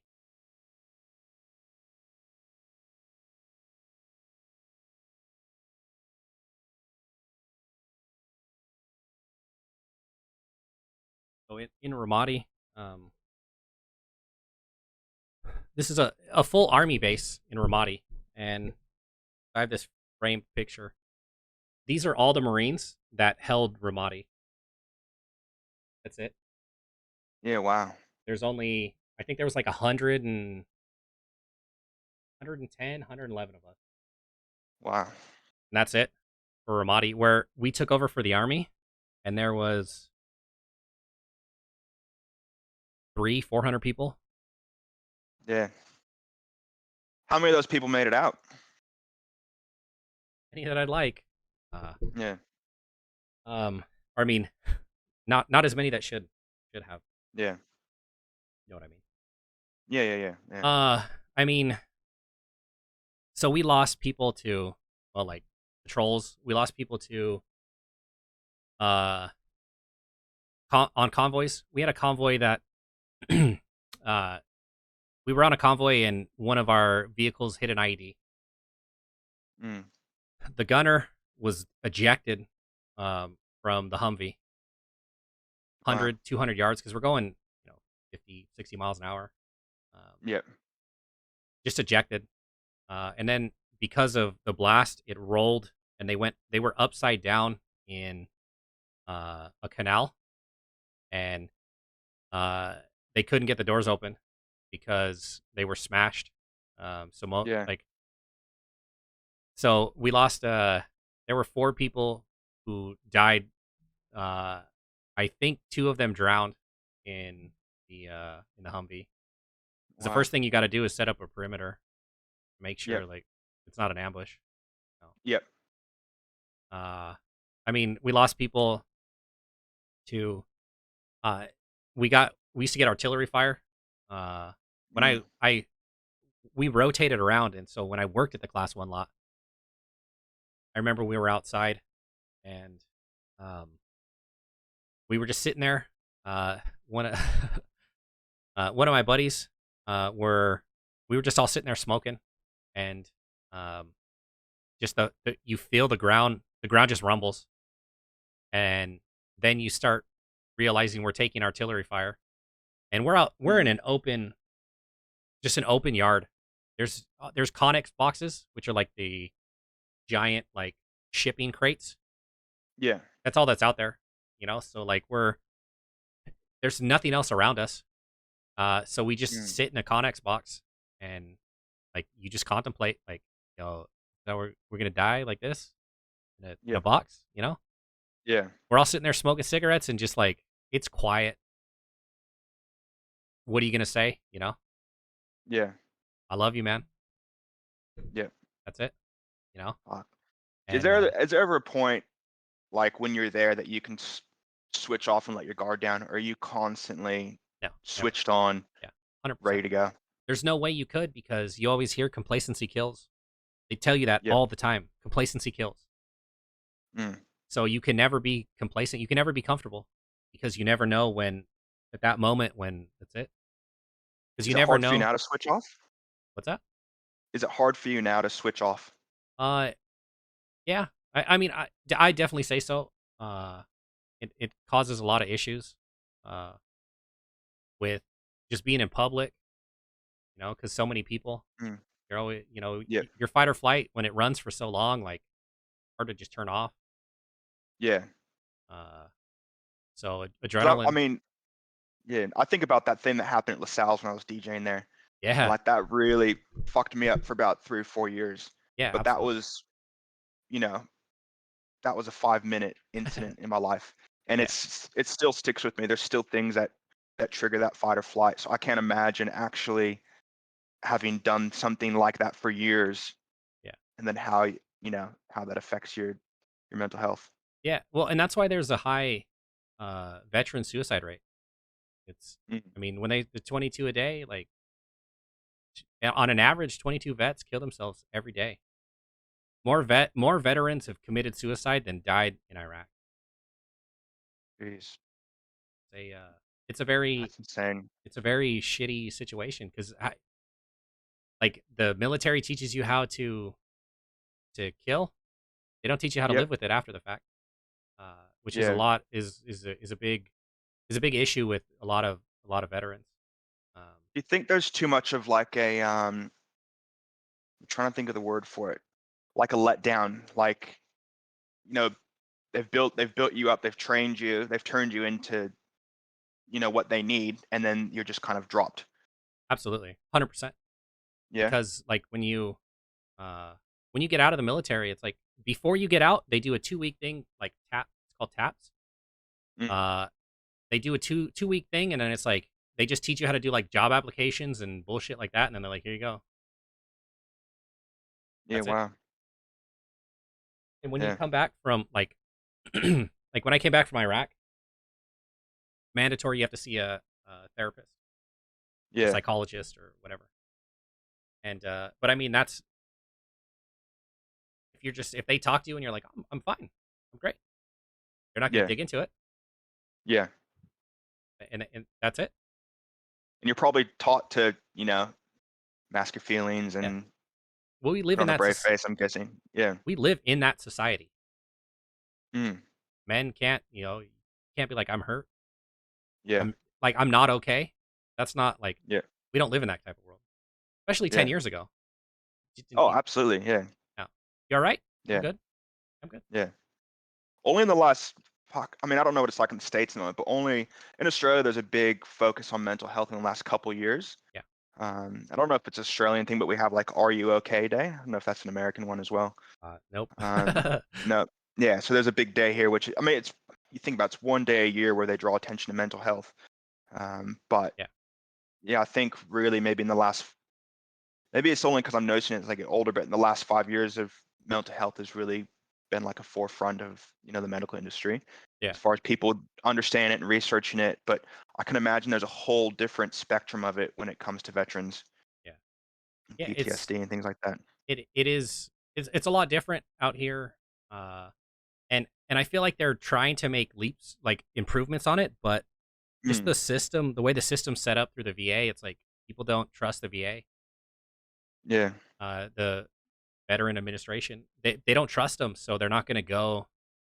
Too many people have too many bad experiences because there's a lot of people who treat it as it's just a job. Like Yep. these veterans are coming in there for, I mean, potentially life-saving stuff, and Yeah. somebody sitting behind the counter or a nurse or whatever is just like, it's just a job to me. Like, You're just a number. Yeah. absolutely, and you can only do that so many times. It only takes one time to be treated like that, where you're like, fuck it, I'll never go back. Yeah. Is it not run by veterans? Uh, there are veterans who work there, but I mean, Mm. a lot of these vets didn't like no didn't go to the Combat. medical field. Yep. So it's like you come back and now I've got to go to like, you want me to be a nurse? You know, like Yeah. Yep. so there are some veterans, but like I said, you know, we've lived in a society where a male nurse is not like, especially if you were in the military, you know, like Mm. that's not a, how can you go from like doing this job, being a like a MP or being like artillery to being a nurse, you know? Yeah. So So it's is that a not lot of fair. what you're trying to focus on is kind of that safe space and support community for veterans? Absolutely. 100% Yeah. is all about is is there's not enough I'm not okays coming from the military community. Mm. There's too much suck it up, be a Yep. man. There's too much of that shit. And the people who suck it up and be a man fucking blow their brains out. Yeah. They How much of that do you think is a product of the environment of what they build you to be? 100%. Yeah. Yeah. Because they don't ever tell you that it's okay.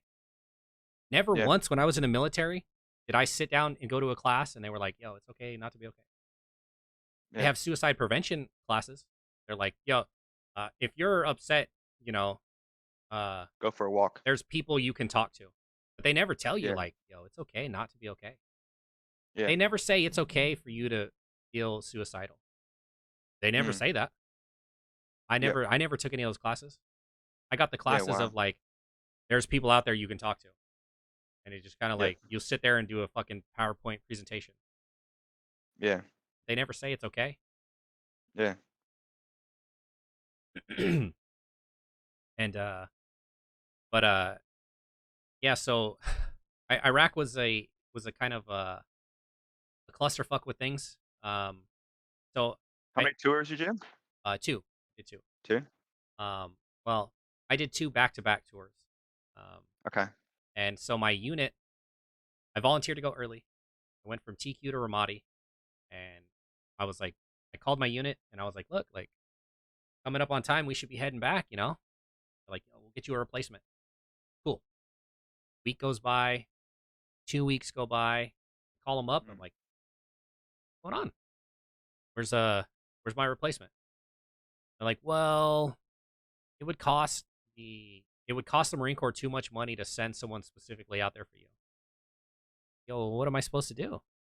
Well, you're with that unit now, so you're gonna come back when that unit comes back. I said, yo, like we're talking like another 6 months.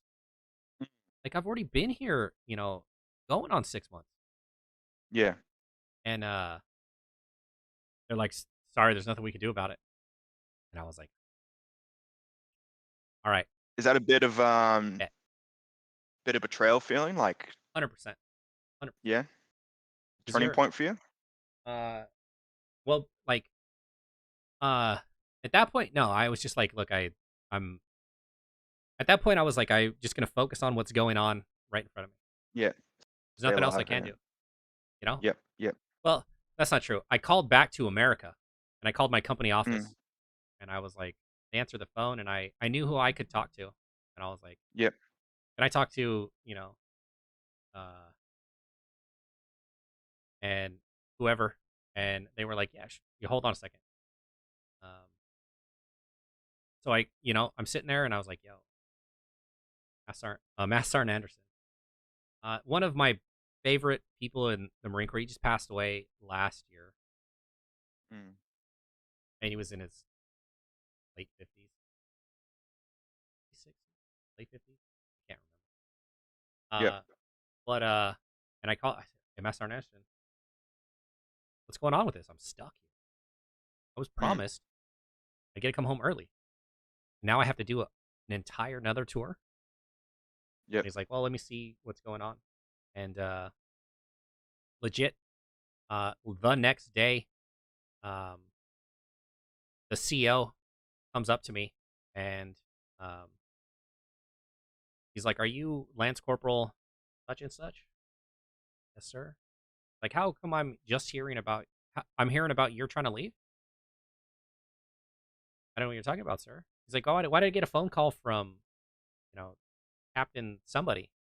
So, oh, that's my parent command, and Yeah. uh, and I was like, I'm supposed to be heading back to America Mm. within the next week. Yeah. And they're like, well, how come you didn't tell me, sir? It's the first time I've ever seen you, sir, since we've been together in Iraq. Yeah. Uh, I mean, isn't it your job to get to know your troops? One of the Yeah. leadership traits. Uh, and so I'm just sitting there like, what do you want me to do about it? And he's like, well, let me see what I can do, which means, you know, nothing's gonna happen. So, Yeah. a couple weeks go by, nothing happens, and he's I don't see him again for like a month and a half Mm. until I got in a fight in Iraq. I got in a fist fight, um, and so I was working at Class One lot, and we used to get shipments at nighttime. That's when the convoys would come in. We'd offload equipment, whatever needed to be put away, like in Connex boxes or um, freezers or whatever, was put away. Everything else that could sit outside that wasn't as important would just stay outside, Yeah. like Yeah. 2:30, 3 a.m. And I had this shitty sergeant and this shitty corporal who every time we would offload trucks, they had a meeting to go to. Yo, Yeah. what kind of fucking meeting do you have to go to? Fucking 12:30. Yeah. You're not on any convoys. You're not Mm. debriefing anybody. You've been here all day long. So unless some shit came up that's above our pay grade, uh, Yeah. happens way too frequently. And Yeah. I'm like, whatever. I'm the senior person there. So I'm like, look, put that away, this away. Like I'm directing people as I'm on a forklift. Yeah. And I was like, look, put all this shit away, and we'll do the deal with the rest of it in the morning. 6 a.m. rolls around, and the corporal comes around and starts, yelling at everybody, getting everybody up. Says, "You guys left this place a mess. We're gonna police call." Police calls that we pick up trash. Uh, Yeah. we're sitting there and we're walking around picking up trash and stuff, and one of the other guys who wasn't from our unit was like, uh, he was pissed off, and he was like, "Yo, this is some bullshit." And the corporal was like, "What'd you say?" Like I said, "This is bullshit." Uh, in my company, uh, corporals would be out here with us working. So I don't know what unit you came from. Uh, Shitty unit. And him and I were from the same unit. He was Yeah. familiar with me, Yeah. and I just start laughing because I know because he's a shitbag. Yeah. This is his this is what he does in the states. So like this is not a surprise. We're sitting there and he's laughing or I'm laughing, and he comes up to me. He's like, "You think this is funny?" I don't say anything, and I've got a bucket in my hand that's got trash in it, and he slaps that out of my Yeah. hand, and I'm just like, and I go to walk away, and Mm. he gets in front of me, and he pushes me. He said, "I asked you a question. You think this is funny?" I said, "Don't touch me." And I turn around and try to walk the other way, and he gets in front of me, and I look at the other guys, and I was like, "You might want to get him. You might want to get a hold of him." Yeah. I go to turn around again, and he goes to push me, and I kind of step back, and his hand slides up, raises ever so slightly, touches my face, and I was like, "Yep, that's it." And I hit him hard as I could. He fell to Yeah. the ground. I got on top, and I just started just raining down hellfire and brimstone. And Yeah. Pummeling him. yeah, and my buddies come up and they pick me off. His face is just covered, and he gets up runs and locks himself in an office. I was like, I cleaned myself off. I said, let's finish picking up this trash. You guys can go try to get some more sleep. I'll stay up because the first person is going to be here 40 minutes to pick up Yeah. supplies. You guys go nap. I got this. So we Yeah. finished everything. They went and did that. Lunchtime rolls around, and my sergeant, who hasn't been there all day long, like 12:30, and this happened at like 6 a.m., calls me in his office, and he's like, he's taking off his blouse, the bigger guy, and he's Yeah. like, he's like, oh, you want to fight an NCO? He's like, if you want to fight an NCO, why don't you fight me? We're gonna do this, And I said, well, I was just defending Yeah. myself. He put his hands on me first. He's Yeah. like, what? He put his hands on me first. I tried to walk away on multiple occasions, and then the last time he Mm. put his hands on me, I defended myself. Yeah. And he's like, I was like, we're in a combat zone. We could die and or have to kill somebody any point throughout this day. Yeah. And what do you want me to do? I can't get out of that mindset. This fight. Yeah. No, Yeah. I'm ready to. Yeah. I'm ready to defend my life at this point. You're switched on. You're Yeah, ready to go any second. Yeah. yeah. And he was like, he didn't tell me that. It's not my problem. I said I'd do it Yeah. again. He's like, well, he got all huffy and puffy. He's like, would you tell that to the CO? Yes, Sergeant, I would. Mm. No shit. We went saw the CO. His face fucked up. And CO calls me in, and he starts chewing my ass and stuff. Because this is the next time we saw each other. Yeah. Was with hamburger fucking face. And Yeah. it's like, we've got all this bullshit going on and blah blah blah, and you're out here, picking fights and stuff. I said, sir, I was defending myself. Put his hands on me multiple times. I told him to stop Mm. more than once. I don't know what you want. What more you want from me? Yeah. And he Yeah. just didn't say anything. And he looked over. He's like, "Is that true?" And he was like, well." And he just looked. He's like, "Get out of here, sir." Turned around and walked away. And I sat down outside, and you could hear him just ripping his ass, yelling Yeah. at him and like throwing things. And are you gonna Going embarrass off. us? And blah blah blah. The fucking win. Thank you. Yeah. Yeah. And yeah, the finished out the rest of my time in Iraq. Like there wasn't uh so after um after the incident with the vehicle getting hit with an IED, Mm. I had uh very bad guilt because I didn't get along with one of the people, and so one of Yeah. my buddies, I was assigned to that vehicle, and I was like, "Yo, man, gotta, yo, I need you to Don't want to go. Yeah. switch me. Mm. Look, Oh I'll fuck. I'll pay you, like I'll pay you back later, like whatever. I'll Yeah. suck your dick, whatever. Yeah. Like I don't Yeah. want to be in there." Yeah.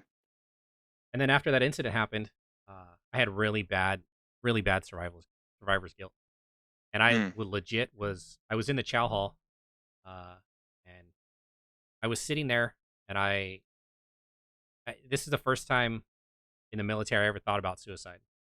I was Mm. sitting in the chow hall, and I was just like, I'm just gonna go, like, I go blow my brains out. I can't deal with this. I can't live with this. You know, Mm. it should have been me type thing. Yeah. Or if I was in there, maybe it would be different. I'm a bigger Yeah. guy, stronger guy. Maybe I Yeah. could have done something. Yeah. And I was sitting there, and I grew up watching wrestling, and I was sitting in the chow hall, and they have TVs that are playing, and nobody was really in there at this point. And they had WrestleMania, which is like wrestling Super Bowl, Yeah. and I was sitting there, and I was just totally zoned out. And I'm sure a lot of people have heard the song before, but it's Ric Flair. It's kind of iconic.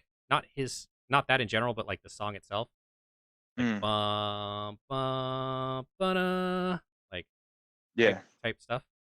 Yeah. And so I was sitting there, and I was just like, woo. I let out a little woo, like because this Ric Flair does.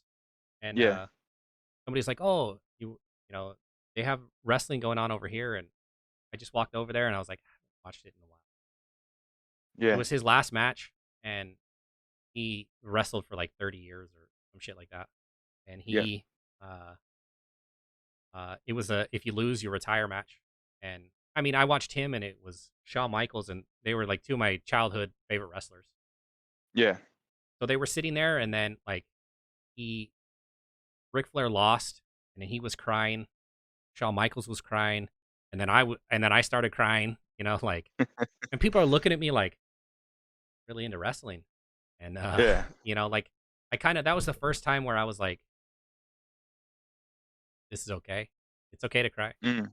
Okay to have Yeah. these thoughts, and it's okay to let those emotions out. You know? Yeah. And then the rest of my deployment was kind of it was okay. I did a lot of more dumb shit. Um, Mm. we had a Connex box that was they hoisted it up in the air, and something happened. A piece fell or whatever, but they couldn't put it Mm. down because that whatever fell out was in the way. Yeah. You don't want to. They have to figure out how to like what's wrong or why are pieces falling off. Then you have to get that equipment so that way you don't you know destroy government property type shit. Yeah. Yeah. So we're all standing around and everything, and I'm like, fuck this, and I just walk out there. I mean, this thing thousands and thousands of pounds, Would have crushed you. Yeah. and it's already kind of like teetering because shit's falling off of it. And I just Yeah. pick the shit up and I move it and I said, put it down now. Like, got shit to Yeah. do. Like, I don't want to be standing around here for an hour, you know? Yeah. Just dumb shit like that, like people like, Mm. just like, I'm fucking over this. Yeah. Yeah. Yeah. Fuck this. Yeah. And Yeah. then, Right. so my, What kind of uh, what kind of closure do you guys get for things like when things like that happen when you're there? mhm. Like, do you guys have like funerals? Like, is there like, Yeah, or is it just swept under the rug and that's it? Like, no, they have little ceremonies. They yeah. don't have like, they do have, it is a funeral and stuff like that, but it's not Mm. uh, like back home, and it all depends on where you're at too. Like bigger Yep. bases will have more extravagant stuff, like little fobs, Yeah. which are forward operating posts. Yeah. Forward operating bases. Will just have like a wooden cross type shit, like Yep. because you're in the middle of nowhere type Yeah. stuff. It all Yeah. depends on Yeah. what goes on Mm. and where you're at, Yep. but there's always something. Yeah. Um, Do you get time off to like process that, or you just straight back unless straight you into were it? involved specifically in the incident, Yep. you don't really get time off. Yeah. They'll try to give you they'll try to be more lenient. They'll try to work with you. They'll try to get people to um like uh fill your spot type shit. Yeah. There's Yeah. no like you don't just get vacation type shit. Yeah. Yeah. You don't get 2 weeks off to Yeah. sit at the bar. Yeah, Yeah. No. absolutely. Oh, and Yeah. Okay. Iraq's dry, no alcohol. Really, the whole, even the bases and everything. The bases. Well, you can drink What outside of base. You're not allowed to be military personnel and drink. when you say it's dry, is that a U.S. government thing? Yeah. Yeah. Okay. Is Because you don't that want to good or be bad? both. Yeah. I mean, a drink, to calm your nerves, to relax is not a bad thing. But in Yeah. excess, that's what the problem is. And then it is a depressant. Yeah. Yeah. And then also like you don't want to have everybody be drinking and then get a get attacked. Yep. Yeah. It's when you Absolutely. drink too much. Yep. Yeah. Uh, Okay. so they have like near beer, but we Near beer. actually near beer, fake beer, like Oh yeah. Yeah. tastes Yeah. like Like a beer, but 0%. yeah, there's no alcohol in it or anything. Yeah. Yeah. Um, and we have About as useful as tits on a bowl. yeah, yeah. Uh, we were able to get some alcohol because working on the class one lot, we would directly work with the truck drivers. Yeah. So we could be like, "Hey, could you get us some local alcohol, Yeah. whiskey or whatever?" Yeah. But I mean, it's a it's something you could get in a lot of trouble for. Yeah. Yeah. Yeah. Especially So if something happens yeah, and you're drunk. Yeah. absolutely, 100%. So Yeah. we were very careful with it, but lots of bullshit going on. Like Yeah. not a not a good time, you know. What's the structure like compared to when you're at basic training? Like, are people hounding you and bossing you around, treating you like shit, or is it more of like It, your team and you're there to for a common goal to work and working together? a bit of both. It all depends on the person. Whoever's Yeah. in Okay. charge, it depends on how uh, gung ho they are, how Yeah. how into it they are. You know? Yeah. Yeah. Wow. Yeah, so it all depends. Mm. Sometimes yelling's the way to go. Sometimes talking's the way to go. Get your Yeah. point across. Yeah. Yeah. So what happened? So once you finish up, once you come home, what happens? All right, so I came back from Iraq, and uh, I file for divorce. I Mm. come back, so my unit left me in Iraq. I get to the parade deck, and there's hundreds of people there for everybody who came back. Yep. Uh, Nobody. Like, I was by myself. Yeah. Wow. Like I legit picked my stuff up, and I was like, "Shit, I'm gonna walk home." It's like fucking 6 miles. And Jeez. one of my buddies was like, "Need a ride, man?" Yeah, I'd love one. And we went back. Mm. He picked me up, and his wife and family were there, and then they drove me to base housing where I lived. And Yep. like legit, I had to climb through a window because I didn't have any keys. The place is empty. Uh, I went Fuck. I went upstairs. There was an air mattress and my clothes in the closet. That's how I came back. Welcome home. Yeah, that's how I came back from Iraq. Nobody from my unit. My unit didn't even know I was home. I legit took 2 weeks off. I didn't tell anybody. I didn't Mm. tell my unit. I didn't say anything. Yep. I was like, you know what? Fuck you. Whatever. Yeah. You give two shits about me. Oh, fuck you. And Yeah. How come you came home? How come they came home without you? too expensive for them to send a replacement. Oh, that's right. That's right. And you were with the other unit. Okay. Yeah, yeah. So I Yep. came back with that other unit. CLB1 was attached to CLC 111. That's the unit I was with in Iraq. Mm.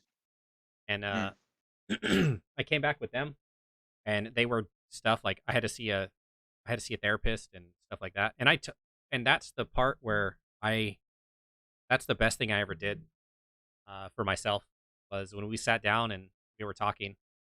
They were like, "Are you okay?" I said, "No, I'm not okay."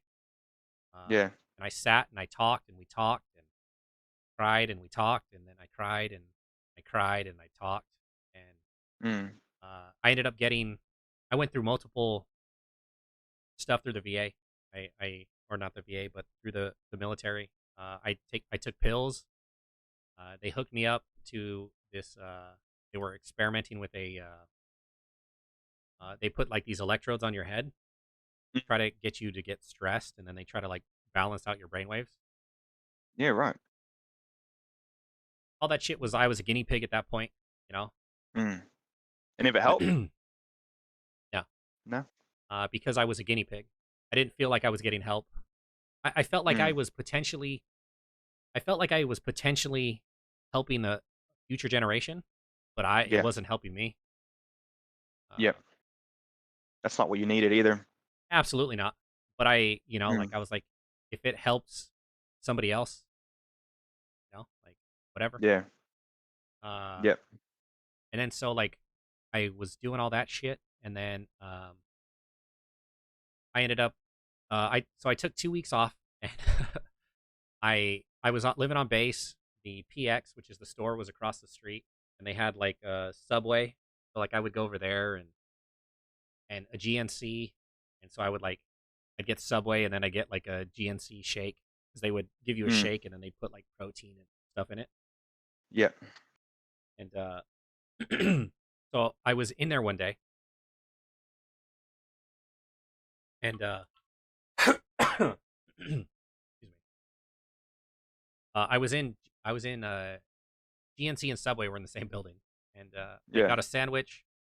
I got a shake, and all I hear is I hear somebody call my last name, and I turn around and there's Master Anderson. He's like, "Oh, yo, when'd you get back?" And it was like Thursday, and I was like, Mm. "Oh, Master, and I got back on Tuesday." And I got back on a Tuesday. It was a couple weeks Yeah. ago, but I got back on a Tuesday. It was Tuesday. Yeah. Yeah, it was Tuesday. And he's like, "Oh, it's great to see you," and he shook my hand and everything. And then he was like, "Hey, take the rest of the week off. Come back. Come to my office Monday morning. Go, Master." And so I took the Mm. rest of the week off. I showed up Monday morning, and he was like, um, "I'm sure you want to take leave and stuff." Absolutely, Master. And he was like, "All right, we'll fill out the paperwork. We're gonna stick you in field mess, which is like the equivalent of like the field. That's where they have all the field equipment to cook. Yep. Like, we're just gonna stick you in here, and you know, for a couple days until you can get your leave, Yeah. good to go." And then so I ended up, like he's like, "When do you want to take leave?" Oh, Friday. I was like, "Master, I mean, I know there's a 2-week waiting period." He's like, "Don't worry about it. I'll take Yeah. care of it. I sign off on it anyway." Yeah. Cool. Yeah. I went to work for a week, and then I had 2 weeks off again for paid that I paid for with my. 'Cause you get a certain amount of days you can have off in the military. Yeah. So Yeah. I had my leave days, and I saved them up, and so I started dating this girl. It was a bad idea, uh, Yeah. and I didn't have a cell phone at this point because um, my ex-wife racked up like a $2,000 cell phone. They shut our phones off. Yeah. So I'm dating this girl, and I was like, "Hey, I'm planning on going back to see my family. Can I use your cell phone?" Like, sure. I call my family and stuff, and she gets a text message and from some dude who's like, I had a really good time the other night. Wasn't What? from you. Yeah, it wasn't for me. And I start scrolling, and like, you know, her ex boyfriend or some dude, I guess they hooked up in the parking lot, and they'd been talking, for weeks and Oh. stuff. And Yeah.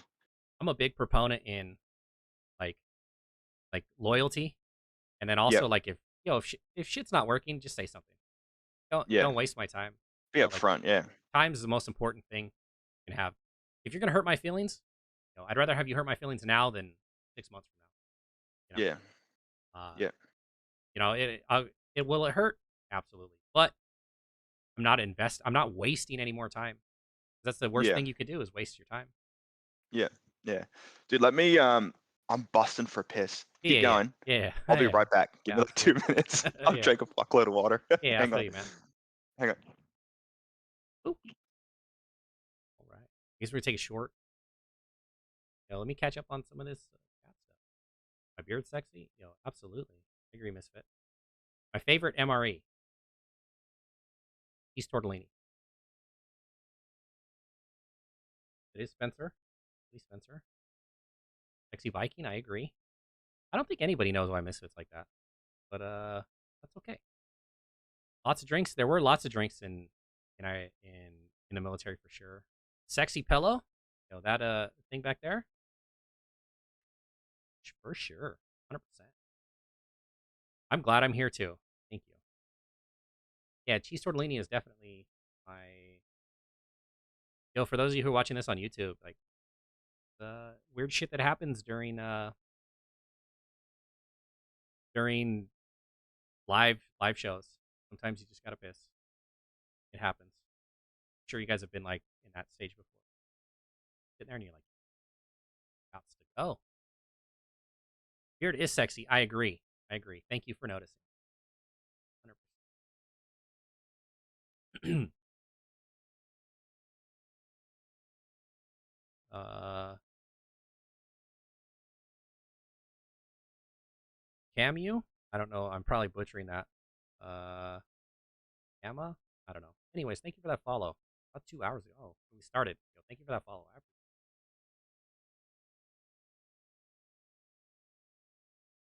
Oh, Odin was in. How was my Marine Corps birthday? Marine Corps birthday was good. I played some Destiny with my brother and one of our friends. It was a good time for sure. Had a lot of fun. I hope you had a good Marine Corps birthday too, brother. I think you. I think I saw you for a minute. Memories kind of fuzzy because Marine Corps birthday we drank a lot, definitely a lot.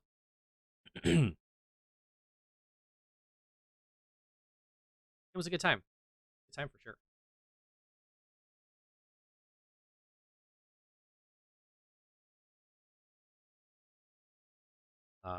Veterans had a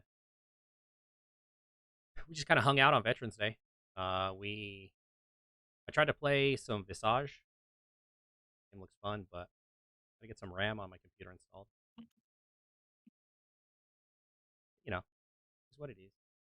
Yo, my bad. You Yeah, don't have no, to pee so bad it like you know, fucking hurts. yeah, yeah. Yeah, yeah. Talking about it. Sometimes you gotta go. You gotta go. Like it's not worth hurting yourself. Yeah, yeah. Anyways, where are we up to? You went to this bird's phone. Yeah. Uh, She's playing you dirty. yeah. And it was funny. Uh, because of that, I ended up I ended up sleeping with one of her friends. Um, and yeah, so I ended up sleeping with one of her friends, and we were dating. And December uh December 17th, I was on my way home uh to go visit my family. Mm, Got in a wicked car accident. We rolled 5 times on the freeway. Um, fuck. we landed upside down on a car, on a truck. Excuse me. We were in a Forerunner, Okay, uh, wow. and so my buddy was driving. Uh, the girl I was dating, her friend was in the passenger seat. Her and I were in the back. She was sitting behind the driver. I was sitting behind the passenger. Mm, My seatbelt broke halfway through the as we're rolling, and mm. I ended up getting fucked up. I tore 2 ligaments in my ankle, one in my knee, broke 3 ribs. I blew the L1 disc in my back.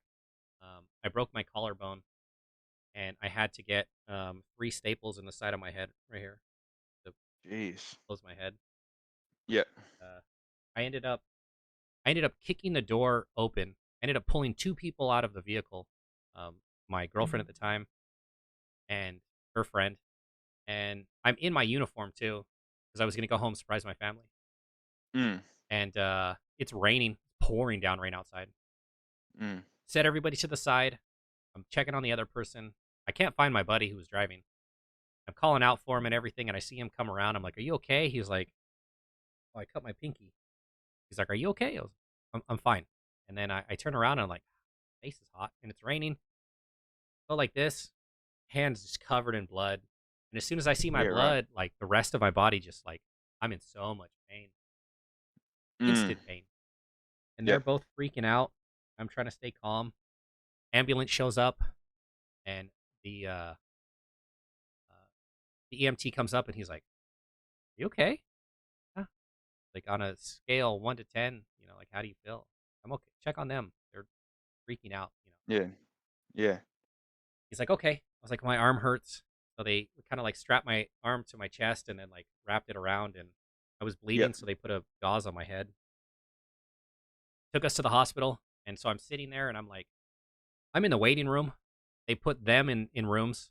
Uh, um, and they're in the rooms, and I'm sitting in the Mm. lobby. I'm in my uniform, which is now covered in blood, Yeah, wow. and her mother is a nurse.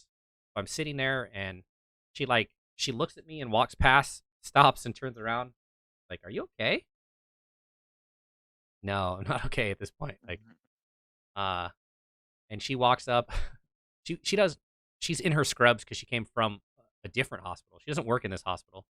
Yeah. She's in scrubs. She has her badge and everything. She comes up and uh, she's like, "Where's my daughter?" Oh, blah blah blah. And her friend's here, and she's like, "Why is he sitting in here? Get him a room." And then Yeah. she's like, "Well, there, she's in room, blah blah blah." And she's like, "I'm going to go see my daughter. Get him a room." And she just walks in the back. And I, Schools them. I suppose they thought she worked there or whatever, But she walks, Yeah. she goes in the back. Um, they don't have a room, so they put me on a gurney in the hallway, and Mm. they're starting to pull shards of glass out of the top of my head, Yep. and so they're, um, they do like a local anesthetic, and they got X-rays and stuff like that, and um, so they go to put staples in my head. They put the first one in. They put the first staple in, and I grab it's a male nurse. I grab him by the arm and I said, "That fucking hurt. You do that again, I'm gonna shove that up your ass." Like, and he like looks at me, and so like it's genetically proven people with red hair tend to have a higher pain tolerance, but they tend to have higher. It takes higher dosage of pain medication to dull the pain. I don't know why. Genetics, whatever. Yep. He's like, "Well, I gave you the recommended." I said, "Well, you better fucking figure it out. You're not coming. You're not coming anywhere near me with that thing in you." Yeah. Yeah. So he went and talked to somebody. They gave me another shot, and the guy put it to my head and was kind of like nervous. And I just I Yeah. gave him that look, like, "Yo, I'm gonna fuck you up," He put two more staples in my head, and we're good to go. I got the X-rays back and everything, and I was like, "Yo, I already paid for my plane ticket. Yeah. I'm Like, going. I'm out," and come to find out, my girlfriend at the time is pregnant, and I'm gonna be a father. You know? And Shit. that's how I found out I'm gonna have a kid, was Wow. that car accident. And Wow. yeah, it was. That's the Is that moment. when she found out as well? That's when she found out too. I was sitting in Shit. the room, and she was like, the lady was like, "We're gonna take some X-rays." She's like, "Is there a possibility you could be pregnant?" She looks at me. I'm like, "Wear a condom Yeah. all the time." And then Yeah. she's like, she looks at her mom, and her mom gives her that look like, Yeah. "Y'all are having sex?" type look. Yeah. And I Yeah. was like, "Oh shit, yeah, your mom's in here." Like, Yeah. she's like, "Maybe." And then she's like, "Okay, well, I need you to pee on the stick." And then like Yeah. the entire time we're sitting there, I could just feel like her mom like giving me dirty looks type stuff. Yep. So we're sitting there and everything, and like I'm still out of it. I probably got a Yeah. concussion, probably. Yeah. And the nurse comes back in and she's like, "Congratulations, you're pregnant." And I'm like, "Oh, uh, whoa." And my life changed at that point. Uh, Yeah. and so, um, because now I'm like, "Yo, what am I? Like, this wasn't Now what? this Yeah. wasn't part of the plan." Like I was planning on breaking up with you. Like, Yeah. Yeah. like legit. I'm not proud of this, but I was like, "Yo, I was just gonna go home and just call you and be like, this isn't working." Yeah. Not proud of Yeah. it, but that was the plan initially. Yeah. Yeah. Shit. And then so she was pregnant, and then um, everything was fine. And I remember I became a McMap instructor, Marine Corps Martial Arts program, in Mhm. between then and my son was born. And I remember I was at work, and she had had a couple false like labors, Yeah. going into labor. Yeah. Yeah. Uh, I had left work a couple times previously. I told my Mm. I told my sergeant, I was like, "Look, at the hospital." "Yeah, well, she's been Yeah. at the hospital a couple times." I said, "I'm gonna leave." Yeah. And Yeah. they're like, "Well, we need you here." "I'll be here for like another 20 minutes." Yeah. And I just looked at him and I said, "Look, you could try to stop me. You might want to make a phone call because it's gonna take more than you to stop me." Yeah.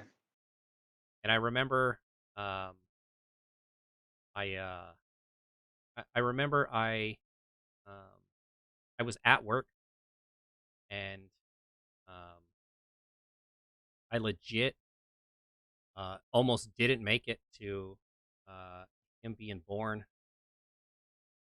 I almost didn't make it to him being born because of the work because we were arguing. I was like, "Yo, Yeah. you're not gonna stop me." Yeah. Yeah. Not missing out on that. Yeah, absolutely. Um, and so like um, we legit were arguing, and I was like, "Why Mm. am I arguing? Like, you're not gonna physically stop me." Yeah. And trying to,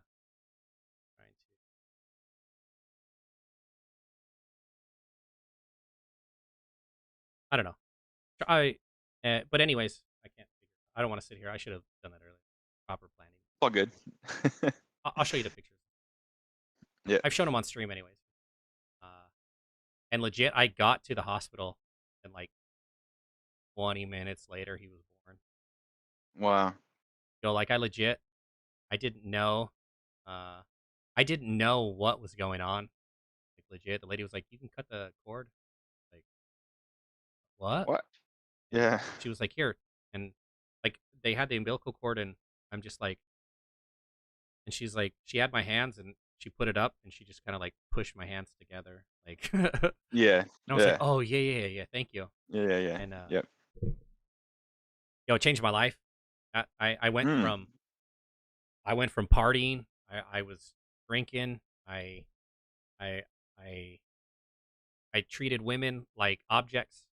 Like, and it Yeah. changed my life from that moment. Like when Yeah. I looked at him, I was like, I have to be a better example. I don't Yeah. want him to be like that. You know? Yeah. And Yeah. 100%. it changed my life. And then Yep. I was getting ready to get out, and I tried to get a. So that I got in that car accident with less than a year of getting out of the Marine Corps. Mhm. I was struggling because at this point I had two broken collarbones. Never got the first one fixed. I broke it in high school. Never got it fixed, and so I went and talked. So I had problems doing pull-ups, two broken collarbones, Yeah. and I have a blown disc in my back. Yeah. And they're like, "Look, we're not going to sign off for you to get a reenlistment." I said, "Well, I'll join the army. They can do push-ups. I can do push-ups. Hurts. I Yeah. could do it. I only got to do it a Mm. couple times. Yeah. Pass a PFT or AFT, or I can't remember what it's called. Yeah. But uh, they were like uh my first sergeant, yeah, a PFT. That's Yeah. my my first sergeant of the company. We didn't get along um, because I mean, you know me. If somebody asks me a question, I'm gonna give you the honest answer. I don't care. Yeah. Yeah.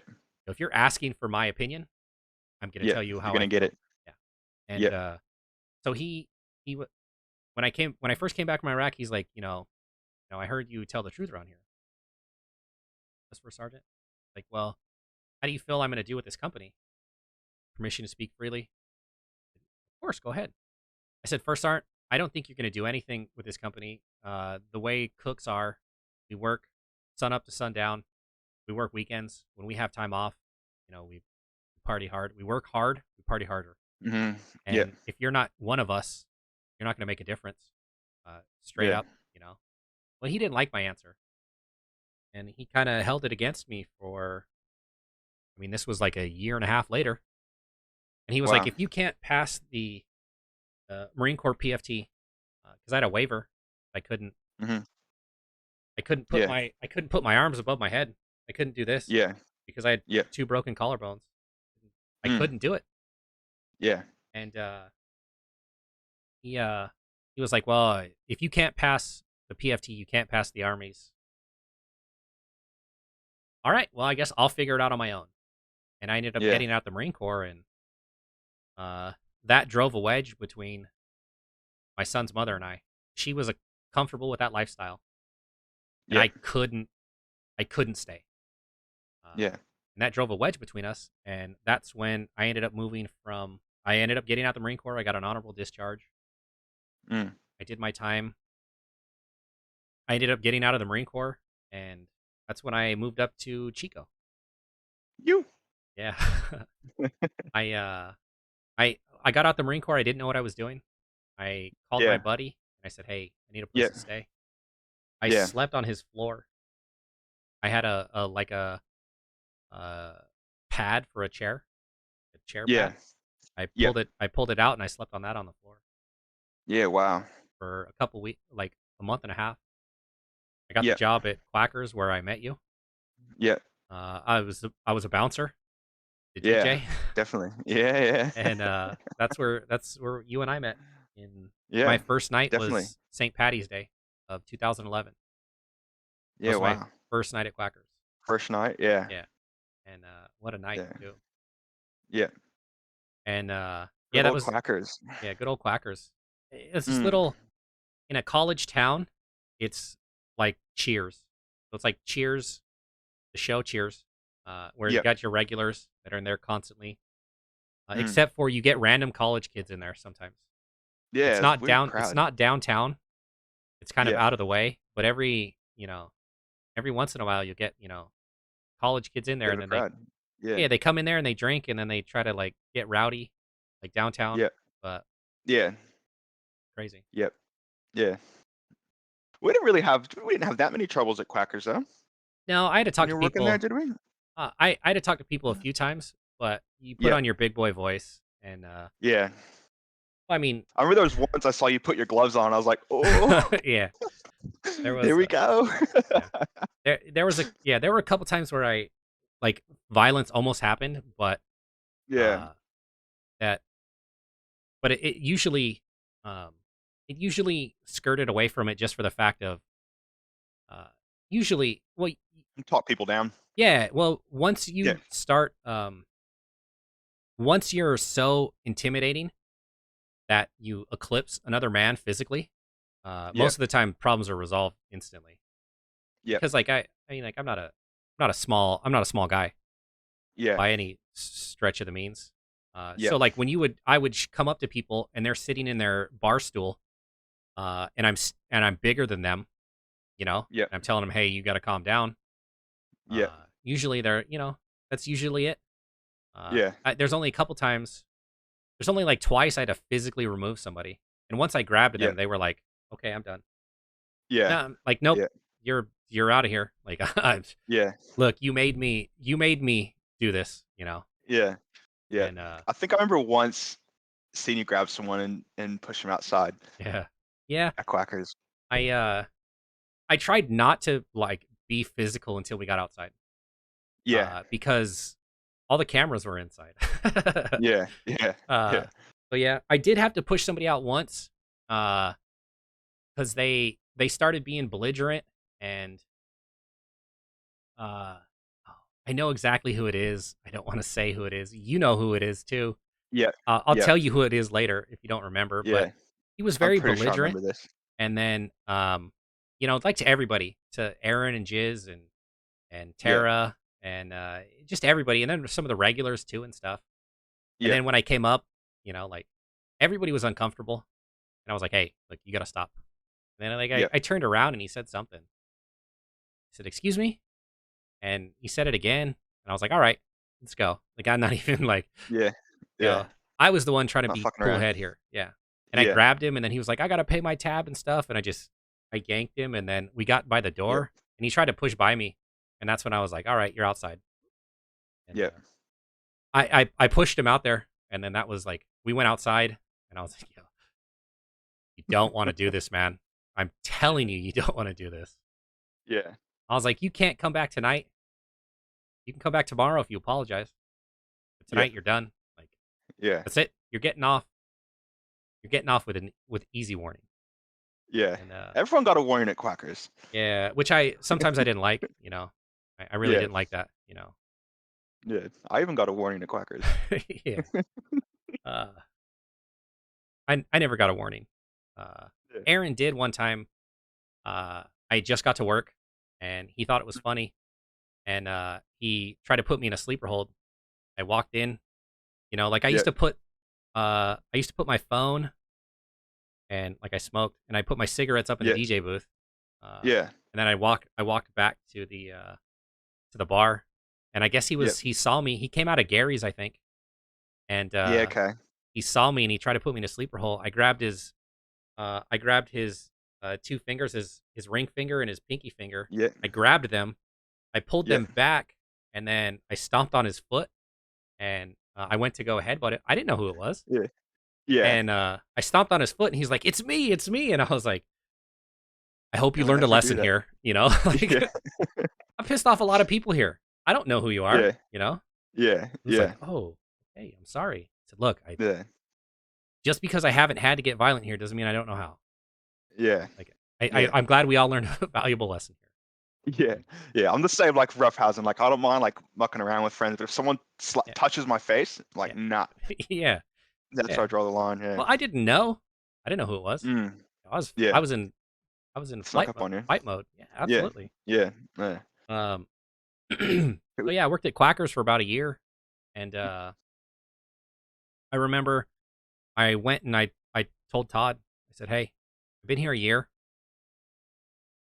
Every day, every time you've Yeah. needed me, Yeah. I want to raise. I Yeah. do more than I clean up puke. I take bottles out. I Yeah. do more than I should as a job." Yeah. He's Yeah. like, I'll talk to Ed about it."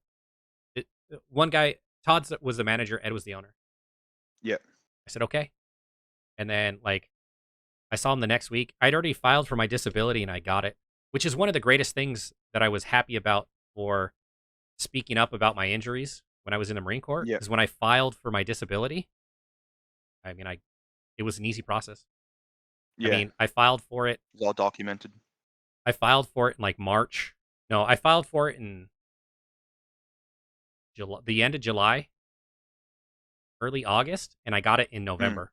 So I know people who wait years to get it, Wow. where I got it months. Yeah. And I That's remember crazy. telling him, I was like, "Look, I don't need this job. I like working here. I like all the Yeah. people here." Yeah. Uh, and he was like, and then so he's like, "So I talked to Ed," and I said, he's like, "Ed, Ed's not he doesn't want to give you a raise." And I said, "Oh, I'm putting my 2 weeks in right now." And I Yeah. said, "And the end of my 2 weeks is right around my birthday, so I won't be in here on my last day." I was like, "I'll be in Yeah. here, but I'm not going to be working." Yeah. I went in there and Aaron got me. I almost blacked out that night. Yeah. Because I They always looked after us there. Hey, absolutely 100%. it was good. It Yeah. was good. But yeah, those were some good times, and Yeah. I ended up I ended up DJing. For I mean, I think a lot of people uh, kind of know that at this point. But the person I learned to DJ from and my first ever set of turntables I bought from Spencer, and Yeah. he taught me all the basics, and I remember I kind of got into it because you were like, can't remember what night it was, but you're like, "I got to go to the bathroom." I said, "Okay, man." You're like, "No, I have to go to the bathroom." And I was like, "Okay." He's like, "I need you to take over." And wait a minute, what? What do I do? And you're like, "Look, I already have this song queued up. You've got to just push this button and turn this down, but I've got to go." Yeah. Like, all right, okay. And so I did, and then you went and handled business, and then I'm like, I think this song's almost over. Like, I don't know what to do next, and that's the first time that's how I learned. That's the first time I ever DJ'd. Was like that little bit, and Yeah. that's how I got into it, though. That's how I got into DJing. Yeah. It's because of this guy. Uh, Yeah. I know. We were always because you pretty much stood in that DJ booth with me because we were raised up. You could see yeah, everything. I could see everybody. Yeah, And yeah, I was just like, oh yeah, like just explain it to you as I yeah, went. This is what I'm doing here, what I'm doing there, and hmm why. I think you just kind of it all clicked on for you. yeah, absolutely. It was one of those things Mm. where I kind of just I started. Well, I've always been into music, and then I was like, Yeah. you can kind of do your own thing at that point, Yeah. and and then that's how I got a passion for it, you know. And Yeah. I DJ'd for like 2 or 3 years after that. I got my big break at the Holiday Inn in for uh, Halloween um, That's in Chico. in Chico. Yeah, Fuck, I didn't know I was yeah, I gone by then? yeah. You were gone. You'd already I was gonna say, yeah, you I already don't remember were you gone played in there. Australia, Yeah, and okay. I that was my first big. I mean, there was well, you know how big the Holiday Inn is Yeah. in Yeah. Chico, so Yeah. It pulls a crowd. yeah, that was my first thing, and then they did a what they ended up doing was it was all you could drink, but you just for well stuff, Yeah. but you just had to pay a cover charge. I was like, I got Yeah. nervous. I was I was super nervous up there, you know. But then So funny. about 20 minutes, a half an hour, and then I don't know, like shot or two later, I was like, yeah, I got it, you know. I got this. I Yeah. got this. And then Yeah, nice. I ended up going to school for audio engineering, and to help pay for some bills in the Bay Area, I DJ'd. I DJ'd at a couple of Mm. places in Redwood City, Mm. um, which was great, you know. Especially I Yeah. could just go in there and like, you know, it was one of my best DJ moments. Is I was like, yo, like I DJ, blah blah blah. You know, here's some stuff. I've worked at this place and Yeah. that place, and they're like, well, I've got an opening on this date. All right, Yeah. cool. And then so I show up. I've got my tables and stuff, and then like they have a chalkboard like on the like a giant chalkboard on the side of the wall, and then Yeah. like right on today's like the date because it has like it's like a giant Yeah, calendar. what's happening? Yeah. Yeah, it just says DJ Earthquake, and I was like, yo, that's me, you know, like, Yeah. and it was pretty sick. I missed those tables. They were super easy, and Yeah. It's a good kit, that one. yeah, absolutely. It was just super. It was just very user friendly. Yeah. So Yeah. nothing fancy, you know, Yeah. but Get the job done. yeah, absolutely. I made Yeah. what I paid for it. I made that money and then some, Yeah, and then yeah, absolutely. and then some. uh, Yeah, and then some more. Yeah. yeah. But yeah. So then I went to school, for audio engineering, and then I ended up um, while I was in school for it. That's where uh, boy, I always feel shitty. That's where I met my second ex-wife. Was when I was going to school, and Mm. we ended up moving from the Bay. I lived in the Bay Area at this point in time, and Mm. we lived in Oakland. We ended up uh, we ended up moving out to Idaho and bought a place in Idaho. Um, and that's kind of where this is kind of where the story picks up to where this channel wouldn't be here without Spencer. Is um, went to Idaho, didn't know anybody, nothing. My ex-wife at the Super point, isolated.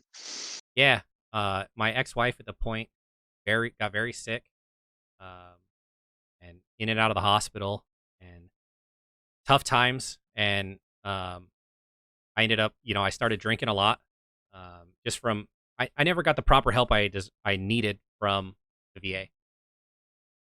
I kept going in there, and I felt like a number. I never felt like a human being there. I always felt like I was a problem, you know. And Mm. so I drank all the time. I mean, I didn't go a day without drinking.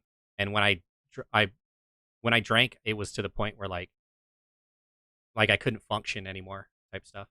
By the end of the night, Mm. like I'm almost blacking out every night from drinking, and it became a big problem because it's just a lot of problems. I uh I was working a job. Like I stopped drinking because I got this job. It was a nice job. I worked security at uh, a germination plant, which is where they take Mm. seeds for planting, like Yeah. crops, and they germinate them to make them, Little more, plants. yeah, more Yeah.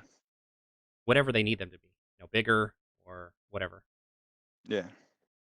I lost my job there because me and the manager didn't get along. His idea of a nice workday was sitting back, reading the newspaper, and that's what it was. Where I'm like, yo, this 8 9 hour shift is fucking killing me. I'm so bored. Mm. Like, there's more stuff to do. Like, you're always being like, we're just gonna put this off for the night shift type stuff. Yeah. Why don't we do it? You know? And I guess Yeah. he enjoyed being bored at work. uh, so I ended up losing my job there, um, and that's when shit just started spiraling out of control. Um, and I remember, so we ended up, like, from the outside, everything was great. You know, like, my my ex wife and I, like, at that point in time, we got married. Um, we bought a house. Um, you know, she had got her master's degree, and it seemed like we were taking the right steps Mm. of, you know, of a perfect life. You know, we, making friends. You know, and I just wasn't, like, I was losing control of my life, um, piece by piece by piece. And I remember uh, the at the worst point, um, I was just having a rough time. I was going through issues with my son's mother. They were close, like within driving distance. Like, I could drive, 10 hours, 12 hours, go see him, type stuff. Where now Mm. they're states away, you know, and we're Yeah. fighting about, like, going to court and stuff like this, and just all sorts of, it's just a nightmare. And Mm. I remember, one night, I I almost got blackout drunk. I still remember it. Um, Mm. and you know, everybody's always, like, yo, if you're ever in that position, where you get depressed and everything, reach out for somebody. You know, Yeah. I went through my entire phone book, made phone calls, text messages. I messaged people on Facebook, um, and no, nothing, nobody. Like, granted, it was like midnight, Yeah. but you know what? Like, there's so many people who are like, "Yo, you ever need anything? Hit me up." Mm. I reach out to anybody I could. Like, I hadn't talked to you in like over maybe like 2 or 3 years, Yeah. because you'd Yeah. moved It'd to been at us, least a year maybe or two, two. yeah, and Yeah. yeah, and I mean, I was so depressed. I wanted nothing more at that point in time than someone just to, like, "It's okay, man. Just reach Yeah. out." You know. So I did. Mm. I reached out to everybody I could think of, and, like, I legit, nobody answered. And at that point, I was like, "Must be a sign." Like, I Mm. felt like, yo, I'm not good enough. After everything I've been Yeah. through, like, it's just, I'm not good enough. And I sat there and had my gun, and I was getting ready to kill myself. My phone rang, and it it was you, man. And Yeah. you just, you told me, like, something's wrong. I just wanted to check up on you, and that's uh that's how I started getting back on track in my life. And that's why this channel would not be possible. I wouldn't be here Mm. if it wasn't for you, man. Yeah, man. It was weird, man. I remember getting that message from you, like, hadn't heard from you in a year or two, and like I got a message. I think it was probably like 4 or 5 in the morning. I was driving back from a DJ gig or something. And my phone went off. I was like, fuck, Danny's just messaged me. Like, what's he doing? I was like, no. I was like, I'll call him tomorrow after I get some sleep. Like, I just worked a long week or something. Yeah. In my mind, I was like, I'll call him this weekend or something like that. I'll get back to him. And I was like, no, you know what? I'm gonna call him now. Like, something didn't sit right, like, with that whole thing. And then I didn't actually know that this is like the point that you were at until down, like, a long time down the track. You know what I mean? Yeah, So absolutely. It was a turning point in my life, because, like being in that pit, like in that Mm. in that dark hole. Like It's not a good it's not a good headspace to be in, man. absolutely not. And like uh it it puts perspective into your life Yeah. with like people you can actually count on and trust. I stopped talking to a lot of people because they never ever called me back or texted me back, and I was Yeah. just like, "Hey, are you awake? I need to talk Yeah. to you." Yeah. Just a simple text message like that, and Yeah. I'd never heard back from a few. Like it's been years. I've never heard back from those Yeah. people. Yeah. It's like at that point in time, it kind of puts into perspective. Like my circle of friends became Mm. s- small, Yeah. super small. And, Yeah. But you know that that circle's got your back now. yeah, absolutely. You know what I mean? And I think that's a problem with a lot of veterans is you get in that point, you get in that headspace, and you don't want to feel like a burden.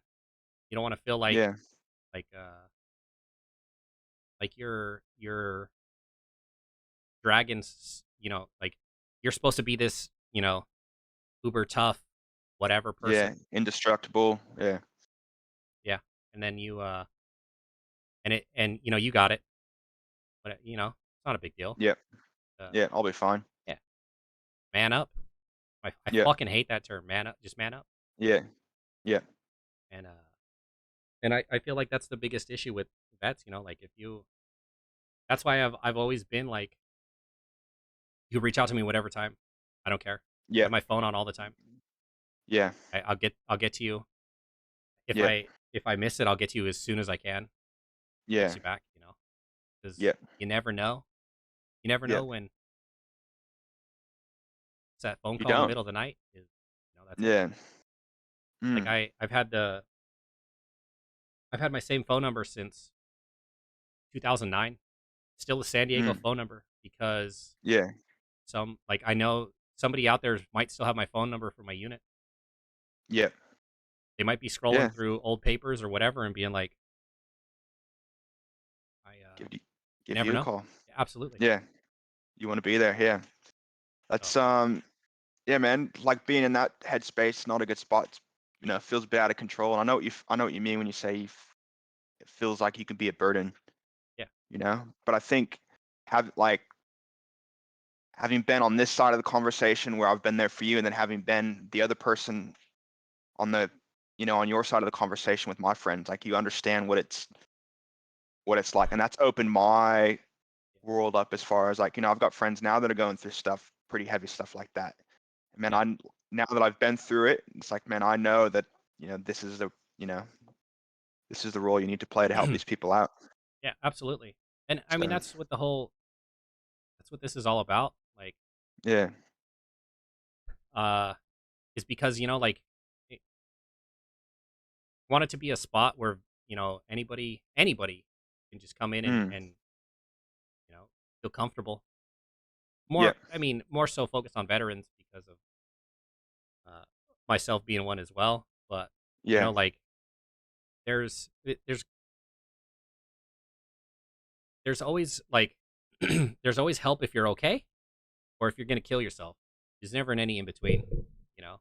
Yep.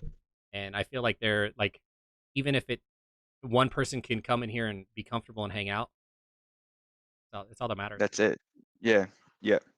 Yeah. So man, I think you're doing a really good thing, bro. Thank you. Thank you. I think yeah, it wouldn't be easy to sit here and be open and you know Yeah, work with absolutely. people that are dealing with demons all the time, or going through tough times. But it says a lot about you as the type of person you are to be able to return the favor and pay it forward, and Yeah, absolutely. help people out. Yeah, absolutely. I mean, being there and being at your lowest point, like I mean, I've been there, and that's why Yeah. like I talk to a lot of people, and I'm like, I can relate. Whatever you're going Yeah. through, I can relate to it in my life. Been through Yep. been through a lot of bullshit, and Yep. that's kind of what's all about is just helping one person. You help one person, and then that person helps somebody else, Yep. and That's so it, on and so man. forth. That's And it. Yeah. yeah, exactly. You could Mm. help take some of that weight off of their shoulders. You know. Yeah. and that's what it's all about. But like I said, like none of this would be possible, if it wasn't for you, man. Yeah. Well, I appreciate that, man. Yeah, Just trying to be there for my friends. So, and I'm glad to see you're like, doing something positive out of it as well. yeah, absolutely. After that point, That's the best. um, I ended up like 2 months later, I ended up joining the VFW, Veterans of Foreign Wars, Mm, and then I ended up being the junior vice commander within a few months, and then a year later, the senior vice commander. And I was supposed to take over the post uh, this year, but mm, uh, divorce things happened, and I was also running for, um, or not running, but I was going to be the state um, for the VFW in Idaho. Um, Spoilers, that's where I yeah. used to live. Yeah. I was going to be the state adjutant uh, in Idaho because I'm very passionate about veterans. Yeah. And now I moved, I relocated, and I'm basically just trying to do the same thing again. Trying to Mm, help vets where I can, and that's why yeah. that's what this whole channel is about: raising Yeah. money for I think that's great. veterans. Yeah. I think it's great as well. Like you can, you don't have to be, sometimes it's people feel safer in their bedroom or, you know, Yeah, absolutely. through a screen as opposed to going into an office and, you know, taking a number type of thing. Yeah, and So different things work for different strokes for different different people. folks. So Mm, just day by day, yeah. time by time. I've had people who have Yeah. jumped at the chance to do this. I've had people who are like, I'm not ready to talk about it. Yeah. It's all fine. Yeah. Or there's people in between. Uh, Yeah. Yeah. and yeah, so like it's very um, uh, it's it's a very it helps keep me uh, grounded. Um, Yeah. where lots of bullshit going on with life, but helping Mm. veterans, it keeps you focused. Yeah. It gives you purpose as well. I think that's important when you're Yeah, feeling down, yeah, absolutely. is knowing that there's people that are, you know, in worse spots than you or that, are going through a dark time that you've been through and they're relying on you. Yeah, It gives you a yeah, reason to keep going. yeah, absolutely. Yeah. 100% agree. Well, you're killing it, man. It's good to hear. Yeah, thank I'm you. glad to, you've got something you're passionate about and making positive outcome for people's lives. Yeah, It's good. thank you. I appreciate that. I Yeah. So what appreciate it. else are you working on, man? What else are you working on? Well, I'm doing uh this with Yeah. the veterans. I'm trying to do some nonprofit stuff, which is Yeah. down the road. Uh, Yeah. just some stuff in the works. I don't really want to put it out Yeah. there yet, just Yeah. in Fair case, enough. Fair enough. uh, Yeah. and just trying to enjoy life, live life, and Mm. see where adventure takes me. Yeah. Yeah, Well, I think you're on a good path, man. Like I said, I sound like a proud parent, but like yeah, I'm proud appreciate that that. you're doing shit that makes you happy and Yeah, thank you. helping other people. Yeah, definitely, So definitely. So we usually at the end here, we usually ask the uh, the question. What's your um, or in my case, favorite, like, what's the best moment I can remember in the military while I was in yeah, there? My happiest far moment. away. Yeah. And Go ahead. shoot. Uh I even know these questions and I still, like stumble around it. I would have to say uh when I was in Iraq, myself, this guy named Carr, and this guy named Elman. Elman and I were both from the Bay Area in Mm, California, and Carr was from uh, Alabama. Can't remember. Somewhere in the South. And I mm, remember we had the I had a Zune. You know what the Zune is? Like an no. iPod, but like Oh yeah, yeah, yeah, yeah. The Zune. Fuck. yeah. Yeah. I had one of those when I was in Iraq. and I remember we had a speaker, and we were listening to Ghost Ride the Whip, and Yes. when Tune. yeah, we had Ghost Ride the Whip playing, and we were ghost riding some of the vehicles we had out there. We had like a Humvee, and like we had what's called a Gator, which is like a golf cart basically. And so we ended up having those out there, and um, we were just out there just having a good time. Like for those few moments, nothing else was going on. We weren't in a Mm, combat zone. We weren't. We didn't lose. Uh, we didn't lose anybody. We didn't. Nothing like that. At that moment in mm, time, it was just the three of us dancing, listening to music, mm. and that's In the moment. it. Just nothing else, nothing else going on. It was just us, three dudes, just having fun, dancing. Yep. Uh, that was probably my favorite moment. There are other funny moments or good moments, but that right there was probably my favorite moment of my entire career. Yeah. Good time. It brings a I got smile to my face. yeah. I've got a question for you. Yeah, shoot. A deep one. Uh-oh. After doing all this, like where you're at today, Yeah, would you join the military again? in a heartbeat. Yeah.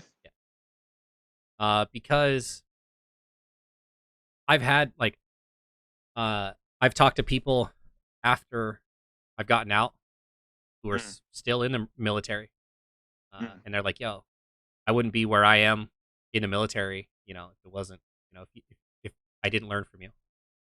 Yeah. Or I had people who got out of the military, and they're like, I need some advice. Sure, Mm, absolutely.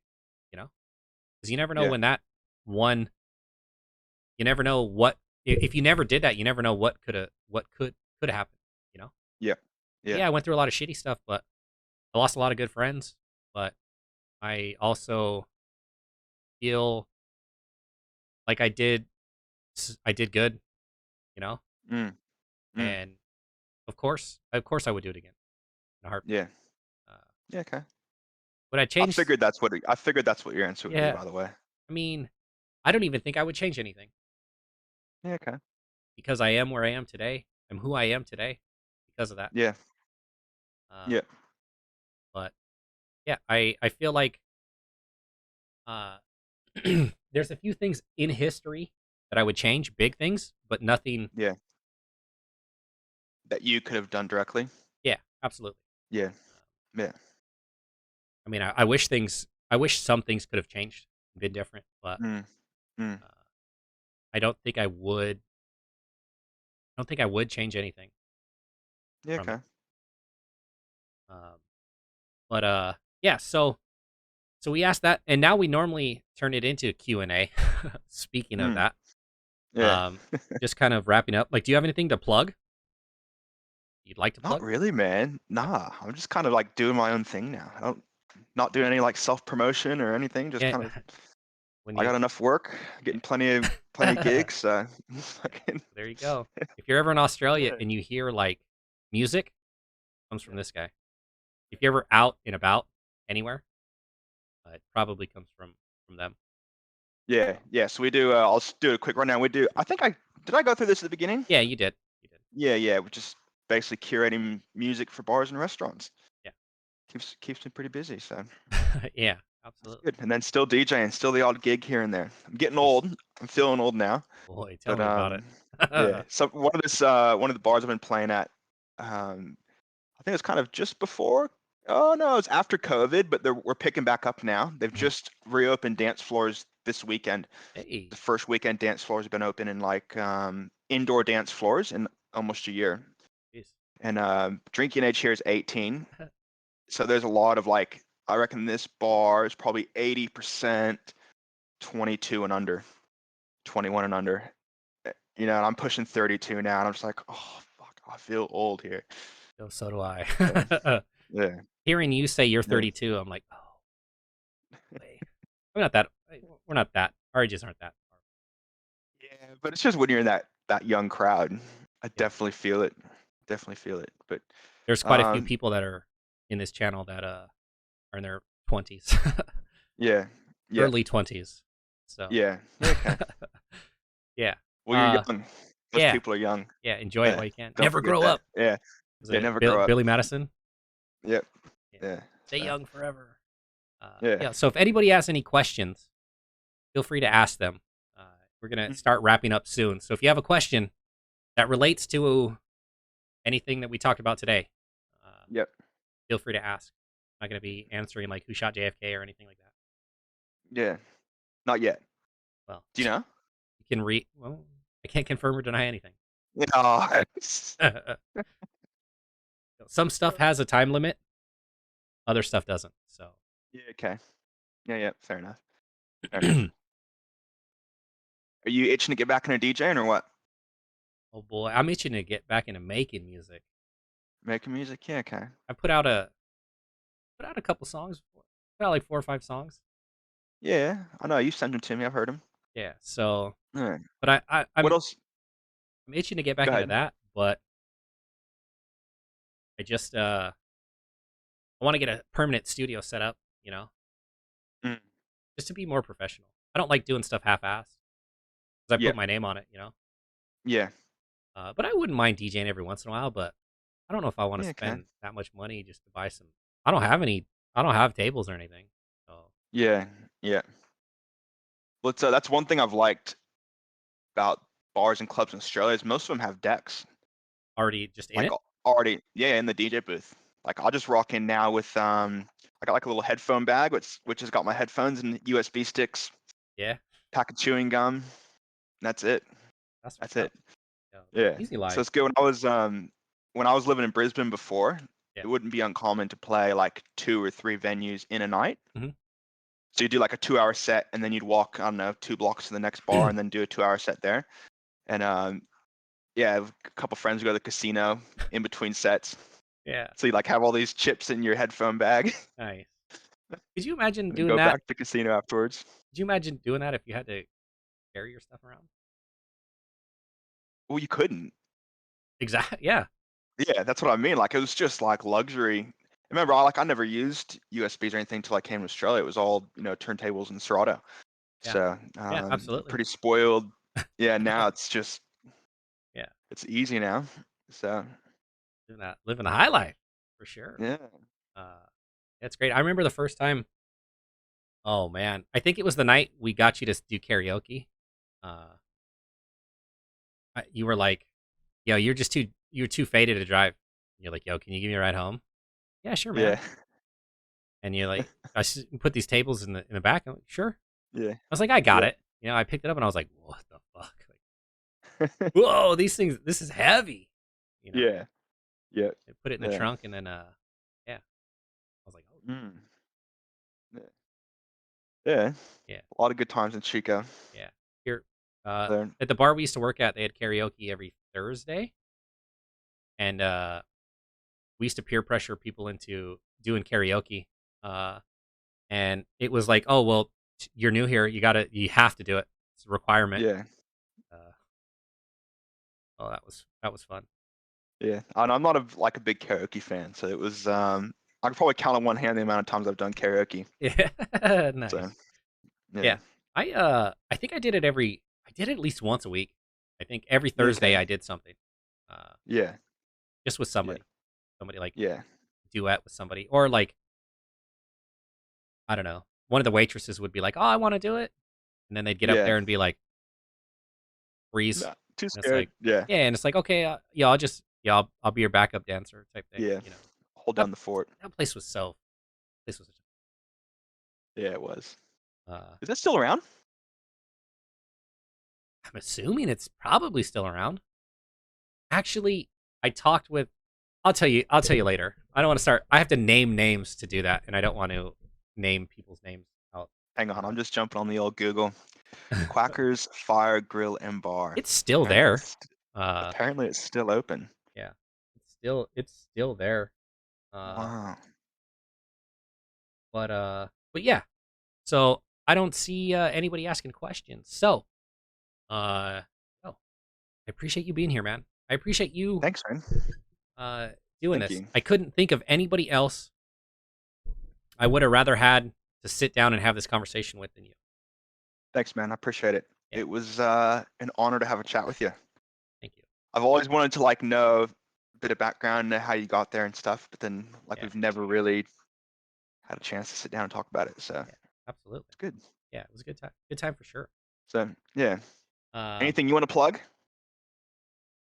my channel. You're gonna watch VOP this on. Gaming? You're gonna watch this on my channel on YouTube too. So Yeah, yeah. yeah. For those of you who are watching this on YouTube, go to twitch.tv/VOPgaming and you can watch it live, and you can ask questions during the Q&A time. Or I don't know, if you're on Twitch right now watching it live, go check out VOP Gaming on YouTube, where you can watch these videos at your own leisure. I don't know, join the Discord. Discord's in there. I have a Facebook page that I should probably do something with. I don't know. I'm old. Social Yeah. media. Eh. Nah. I've got a Yeah. Twitter. I tweet about stuff, but you hear me talk every day, so I don't know. Go follow that too. Help me out here. Yeah. Yeah. Something. Yeah. Do something new. Follow You got an something. OnlyFans?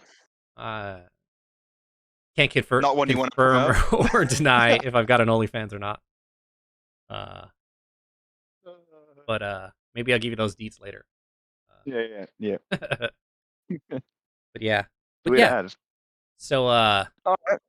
for those of you still here, we're going to Monday. We're gonna be back playing.